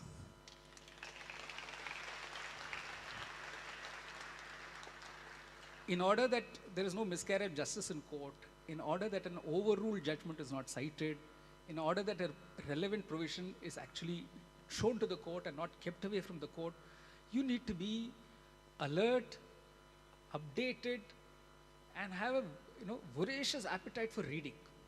And reading across disciplines, not just law. You open the newspaper Hindu, straight go to the sports page, ignore the editorial page. Won't work. As a lawyer, you must be able to read, comprehend, write down what you've read, and then speak. So the sequence is read, write, speak. If you speak without writing, disaster. So you'll find lawyers who draft their own petitions are able to argue better in court. Better than senior lawyers who argue others' drafts. So this is very, and be alive to realities in society. People coming to you are coming in distress. Let them not leave you in greater distress. People coming into the system are coming for relief. Let them not go from the system making their lives worse. These are simple rules that you set for yourself. But imbibe constitutional values at a deep personal level. If you are a lawyer who says, I am an ADMK lawyer, I will not deal with the DMK case, a DMK lawyer, ADMK case, out. You've lost your professional privilege to be a lawyer. If you have compulsions like, I am a vegetarian, I will not deal with cases of non-vegetarians. You cannot be a lawyer. You must believe in secular values. You must believe in constitutional values of the right to equality, non-discrimination, liberty, dignity, and fraternity. Practice these values in the bar. Don't allow the bar to be captured by forces that don't believe in constitutional values. This is my earnest request to you. If you don't practice constitutional values in the bar, you can't fight for them in the court. If you don't practice them in the bar, you cannot expect judges who are from amongst you to uphold those values. So firmly believe in constitutional values, practice them at a personal level on a daily basis. You can't be a lawyer who beats up his wife in court and argues a protection of women against Domestic Violence Act in the court. You need to practice this on a daily basis. So this is my advice. Thank you so much. Thank you so much, my lords.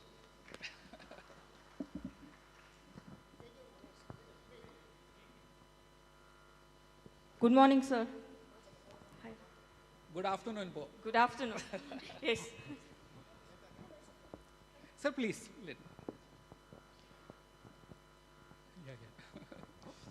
Thank you, Justice Muralidhar. Your lecture could well be a research paper publishable in any of the law journals. Thank you. My question is on the attitude of the judiciary. National security and terrorism on the one hand, and serious economic offenses on the other, seem to be magic words that halt the judiciary in its tracks. Why do the judges give the executive such a long rope in these two kinds of cases to violate the basic tenets of the rule of law? See, one is, I think, the tendency to believe that the state must be right. So the questioning, that's why I say as a lawyer you should begin questioning. Don't take everything that's put before you for granted. So you must develop the ability to question, the ability, but for which you should be informed. Right? If you do not have enough information, you cannot put the relevant question. A prosecutor comes before you, he produces sealed cover. He says, sir, I'll show it to you in sealed cover. Cannot show it to anybody. So that is, many judges fall for that. They don't say, listen, file an affidavit claiming this privilege. There is a provision in law for that, claiming privilege. But many judges get overawed. They simply take that seal cover and think, oh, there's something so, serious about it that we should not look into it. So it also comes from having a wide range of practice and fighting establishment. So if you find a majority, I'm not saying all judges are like that, a good lot of judges are picked up from among government leaders, prosecutors. So they are less willing to question state excess or state authority. It happens. I mean, there were Earl Warrens. Earl Warren was thought, he will go with the government of the day. He proved them completely wrong. We've had instances of judges who've been fearlessly independent, irrespective of their past. But we are talking of the run-of-the-mill, regular judges who can easily get overawed if the government comes before them and says, this is high security, defense of the nation, all of that. They should develop the ability to question even that. And as a high court or as a Supreme Court, that is the power you have. After all, the government is accountable to the rule of law. And you as a court are to enforce that accountability. That's the primary role of the court, and I don't see why they should simply accept. Like if you look at the media one, sir, because you're from the media one case of Kerala, which went to the Supreme Court, they tried saying the same thing to the Supreme Court. All defense of the country, security of the nation. The Supreme Court saw through that. Saw through the materials and said, no, we don't find these as acceptable explanations for why you're denying renewal of license to this media house, and allowed their petition. It's a wonderful judgment, answers the point you're making, but we need more courts like that to take this forward. Yes, sir. Thank you. Sir, what is the main reason for delay of judgments? Because we have a DK Basu 11 guidelines. Then too we have a delay of judgments. What is the main reasons of the delay of judgments? Yeah, it's several reasons. One, of course, is the overload of cases. See, judgment writing is an art, it's a skill. If I've heard 5 cases today of reserved orders, tomorrow I hear 5 cases of reserved orders. By the end of the week, I have some 30 reserved cases, right? I'm supposed to start writing over the weekend, which is Saturday and Sunday, the first case I reserved. I've already traveled some 6 days away from that case, right? So I have to recall all those arguments, I have to write a proper judgment. If I want to write a perfect judgment, I can't write it in a hurry. Some judges have developed the skill of being able to dictate then and there. It happens with some years in the judiciary, but not all judges are well versed in that. Another factor is what happens actually in court. The role of lawyers is very little spoken of. It's as if the entire delay, the cause is only the judiciary. The number of lawyers seeking adjournments, if you're sitting in court and watching court proceedings, you will realize that. Adjournment sought by the defense lawyer or the prosecution, one or the other. So you have variety of reasons. Records not being ready, witnesses not being ready. The CBI has a list of 80, 100 witnesses. If it's supposed to produce 3, it doesn't produce even 1. You have to adjourn it. So I'm saying there's such a whole variety of factors that contribute to delays in courts. We've, I think, unfortunately put the entire blame only on the judiciary, and we've not actually seen how many people are contributing to the delay. So I think it's a complex question, but the simple answer is overload of cases. It's like an overloaded vehicle. A 4-seater car la neenga 10 பேர் உட்கார்ந்து வெச்சீங்கன்னா car எப்படி நகரும்? நகராது. என்ன driver போட்டால் even a shoemaker comes there and drives, he can't drive that car beyond 10 kilometers an hour. So, the judge population ratio also is very low.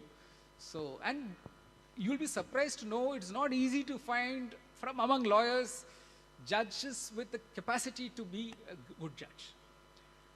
So that's a different task altogether. You need enormous patience in listening to cases, doing the same things over and again from morning to night.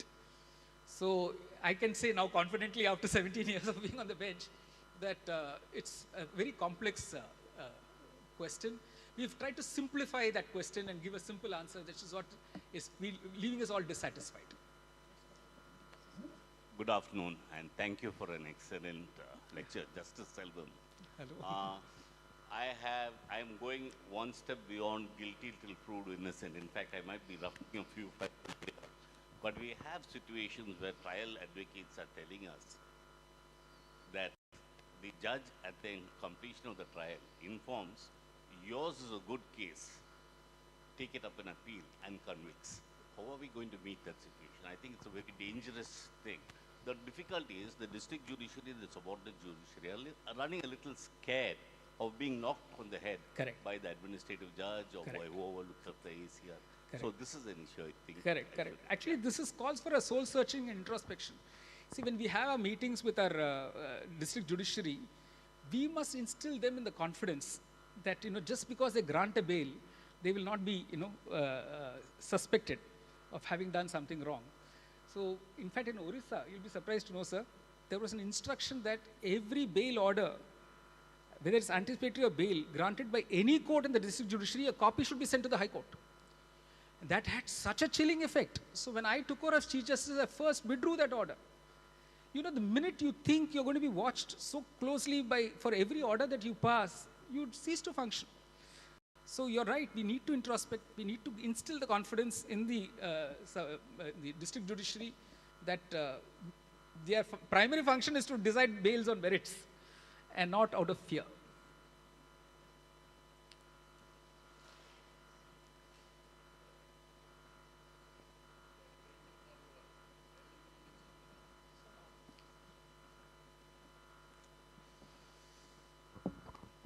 We are grateful, Milad, for your lecture. You are enlightened as well.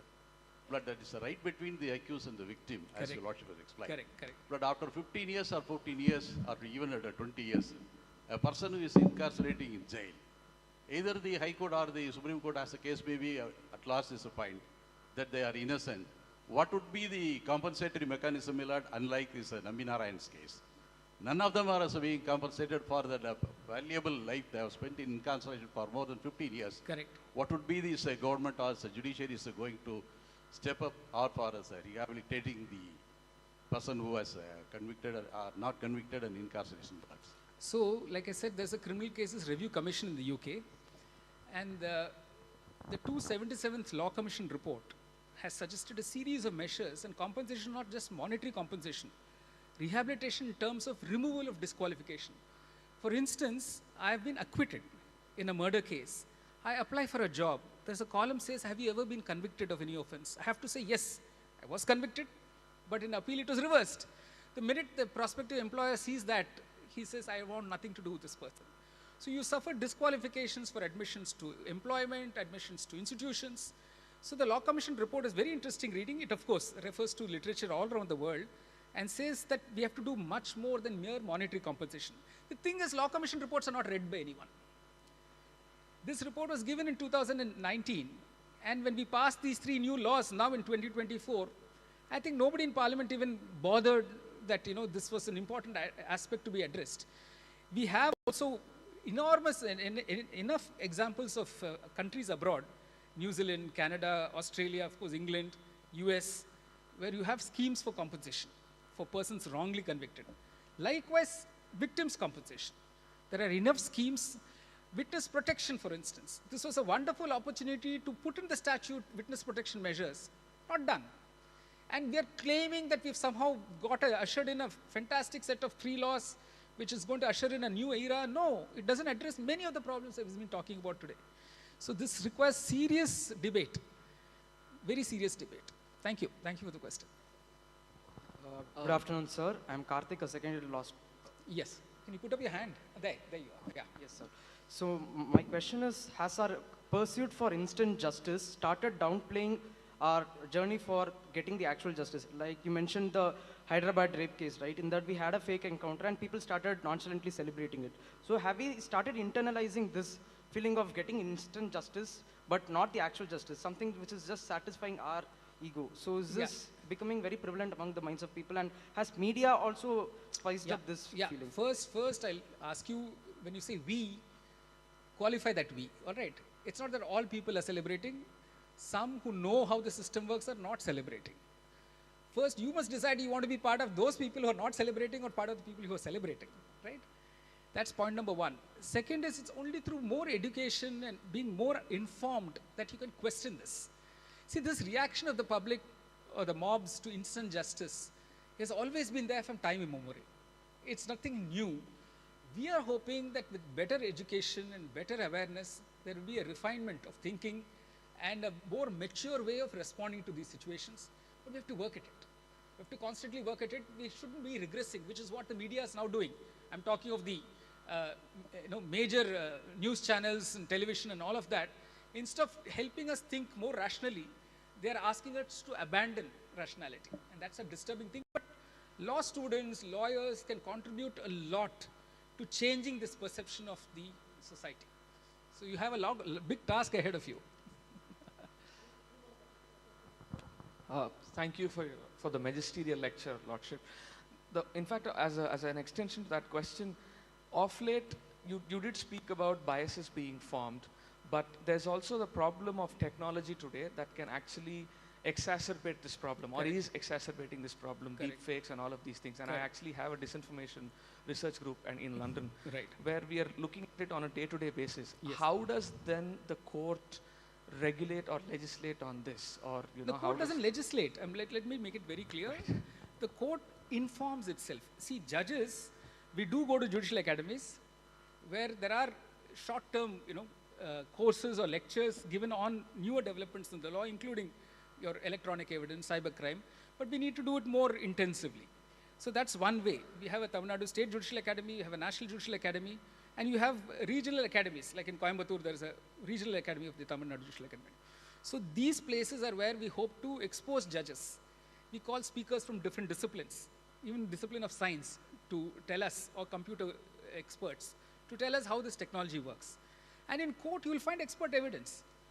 So that's what I'm saying. It's all about your own individual level reading and, ability to digest, all these technical concepts. But it can only happen through greater exposure and greater learning that you'll be able to question even an expert, whether what the expert is saying is right or not. It's a huge challenge. The technology thing is a huge challenge. Yes, please. Yes, madam. Good afternoon to everyone. I'm Sudhara Malingam. I have been associated and worked with Mr. K.G. Kanabiran a lot. He was our mentor. So I just wanted to share a few things. That is, he is a person who used to talk about how you have to make the magistrates understand that constitution is something with which they work. I think towards that, Rakesh Foundation should actually take it up. The most important thing right now in Andhra Pradesh, a letter by Ravi Chandar has been taken up as a suo motu writ petition where the people have been brought handcuffed. This is happening routinely even in Tamil Nadu. I think such instances could also be taken up by this foundation, and we also perpetuate the memory of K.G. Kanabiran likewise. I think that's something which I would like to appeal to you. Thank you, Mr. Muralidhar. It was a great pleasure to listen to you. Thank you. Thank you. Yes, correct. Actually, we are regressing. When you keep the statute and the human rights documents side by side, even our own constitution, you can see how much we are regressing in the area of lawmaking, in criminal law. So I think we all need to speak up, invoke Kanabiran wherever we can. Hello, sir. I was privileged to work with Murali sir, and his attitude while working with juniors is very calm. I have a small question, sir. Always young lawyer while defending accused, and which are subject to media trials, where it is already portrayed that that particular accused is difficult. While taking up such cases, it becomes a stress for a lawyer, whether how to present him in a perfect manner, because while taking up the matters, they are already portrayed as criminals. While taking up such matters, how do we manage that stress? How do we not become a judge and only do our advocacy? Because that becomes a difficult task. So, can you enlighten on that? Look at the examples. Of course, Kanabiran is a big hero for all of us. There are several examples around you of lawyers taking up very difficult cases. You will have one lawyer stand on this side and a whole battery of senior lawyers on this side, right? And this one lawyer is so well prepared, gets the audience of the judge. So how well you're prepared, how calm you can be. See, this is very important. You're a professional. The important thing to note is don't use rhetoric, don't get emotional, and don't identify with your client. Of course, you're representing the client, but don't identify with the client. Present your case as professionally, competently as you can. This is only through sheer, years at the bar and watching people around you can develop these skills and connecting with the judge. So all that is important. You earn the respect of the bar when you stand up like this in a difficult case and argue. It doesn't matter whether you lost the case or not. That you are able to stand up, withstand that pressure, still address the court, place your arguments is what will mark you out as a good lawyer. Good afternoon, sir. I consider this as my pleasure to be a part of this lecture because I came to know a different concept. And sir, whenever a person is declared as guilt or declared as innocent or gets a bail, he or she has to face the societal shaming and his family too. So creating awareness among society about the rights of an arrested person and the judicial stuff which is happening into this, happening in judiciary. So we need to create awareness among them also because they are the arrested persons after he gets... Your question. Sir, what would you like to suggest the society about this thing, sir? No, I've already done that during the course of my lecture. So actually, this is our duty to create an awareness among the society because as law students, we need to change this. So they can lead a dignified life through this. How well you're informed is very important. Recently, I went to a law college. I gave a lecture. I asked them to name 5 of the current sitting Supreme Court judges, and not even 2 of them could name all of them. So, so how much of reading you do, analysis you do, will give you the right answers. But be at it. Don't stop. And there is no dull day for a law student, definitely not for a lawyer. And today, newspapers, the proportion of law news is fairly high. I think Mr. Ravi would agree with me. So there's so much for you to read and ingest. So I Good evening, sir. I just have a basic doubt. What is the difference between not guilty and innocent? Like, when would you call someone not guilty, or when would you call someone? Or is there a difference at all? Yeah. See, the point is, I first, again, like I told to you about films, watch this Kurosawa film called Rashomon. All right. See, Justice Albie Sachs told us that what we do in courts is find microscopic truths. We don't find dialogic truths. We don't find experiential truths. We don't find logical truths. We find microscopic truths. By microscopic truths, what do you mean? For this situation, I'll only have close-ended questions, yes or no, right? I'll use the yardstick of admissible, inadmissible, relevant, irrelevant. So we have got rules of evidence which traps the facts in a certain dimension, and we address that. Whereas if there's a dialogue between an accused and a alleged accused and a victim, more truths might emerge. So at the end of this whole exercise, which is about truth seeking, we can't be 100% sure that we've arrived at the truth. Rashomon tells us that you looking at me from there and she looking at me from here are seeing two different things. The same event can be described differently by different persons. So what we do in court is not a complete foolproof exercise at truth seeking at all.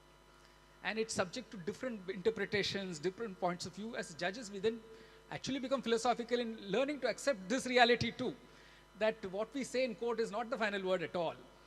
In fact, they go beyond. You have a review petition, you have a curative petition, all of that. So innocence in that sense, in the court, is the failure of the prosecution to prove its case, right? So factual innocence will be going to be very hard to establish. So how do I show that I was not there, correct? For instance, there's only so much I can do to prove it. If I haven't thought of today I should preserve, this air boarding pass that brought me from Delhi to Madras, I have no thing of preserving it, right? 5 years down the line, I'm asked to show whether I was in Madras or was in Delhi.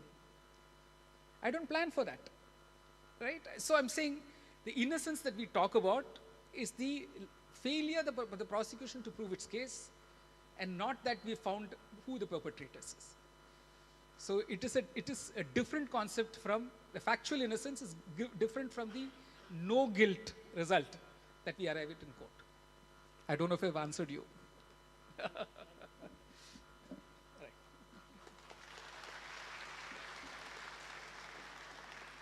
Thank you, Lordship, for enlightening. And now I request Rakesh to thank the gathering, please. On behalf of Rakesh Law Foundation, I would like to extend our heartfelt gratitude to Honorable Justice S. Muralidhar and Honorable Justice G.M. Akbar Ali for accepting our invitation and for being here with us today. Honorable Justice S. Muralidhar, your original thinking on law and the way you had delivered the lecture was extraordinary and have truly inspired us. I am sure you had given a different perspective to all of us. Honorable Justice G.M. Akbar Ali, we need not thank you since we are a family, but thank you for your constant support and care. It means a lot to us. Finally, I would like to thank all of you present here, particularly Honorable Justice Raj Elango, Honorable Justice C.T. Selvam, Honorable Justice Anita Sunand, Honorable Justice Anand Venkatesh, Honorable Minister Mr. K. Ponmudi, Minister for Higher Education, R.S. Bharati, former Rajya Sabha MP, P.K. Selvan, former Rajya Sabha MP, Senior Advocates R. Shanmugasundaram, former Advocate General, R. Vidudalai, Mr. A. Ramesh, Ravi, Hindu Group, Mr. Balakrishnan IAS, RMRL Trustee, Mr. Sundar, Director RMRL, staff members of RMRL, State PP, Mr. Hasan Mohammed Jinnah, State Government Pleader, Mr. Edwin Prabhakaran, all Additional Advocate General, all law officers, DMK Legal Wing, advocates and law students, all my colleagues and trustees of Rakesh Law Foundation, event management, photographers, videographers, press and media, catering service, Greater Chennai Corporation for the venue, and Greater Chennai Police. Thank you one and all. Happy birthday, Rakesh. National Anthem. जनगण मन अधिनायक जय हे भारत भाग्य विधाता पंजाब सिंध गुजरात मराठा द्राविड उत्कल बंगा विंध्य हिमाचल यमुना गंगा उच्चल जलधि तरंगा तव शुभ नामे जागे तव शुभ आशीष मागे गाहे तव जय गाथा जन गण मंगलदायक जय हे भारत भाग्य विधाता जय हे जय हे जय हे जय जय जय जय हे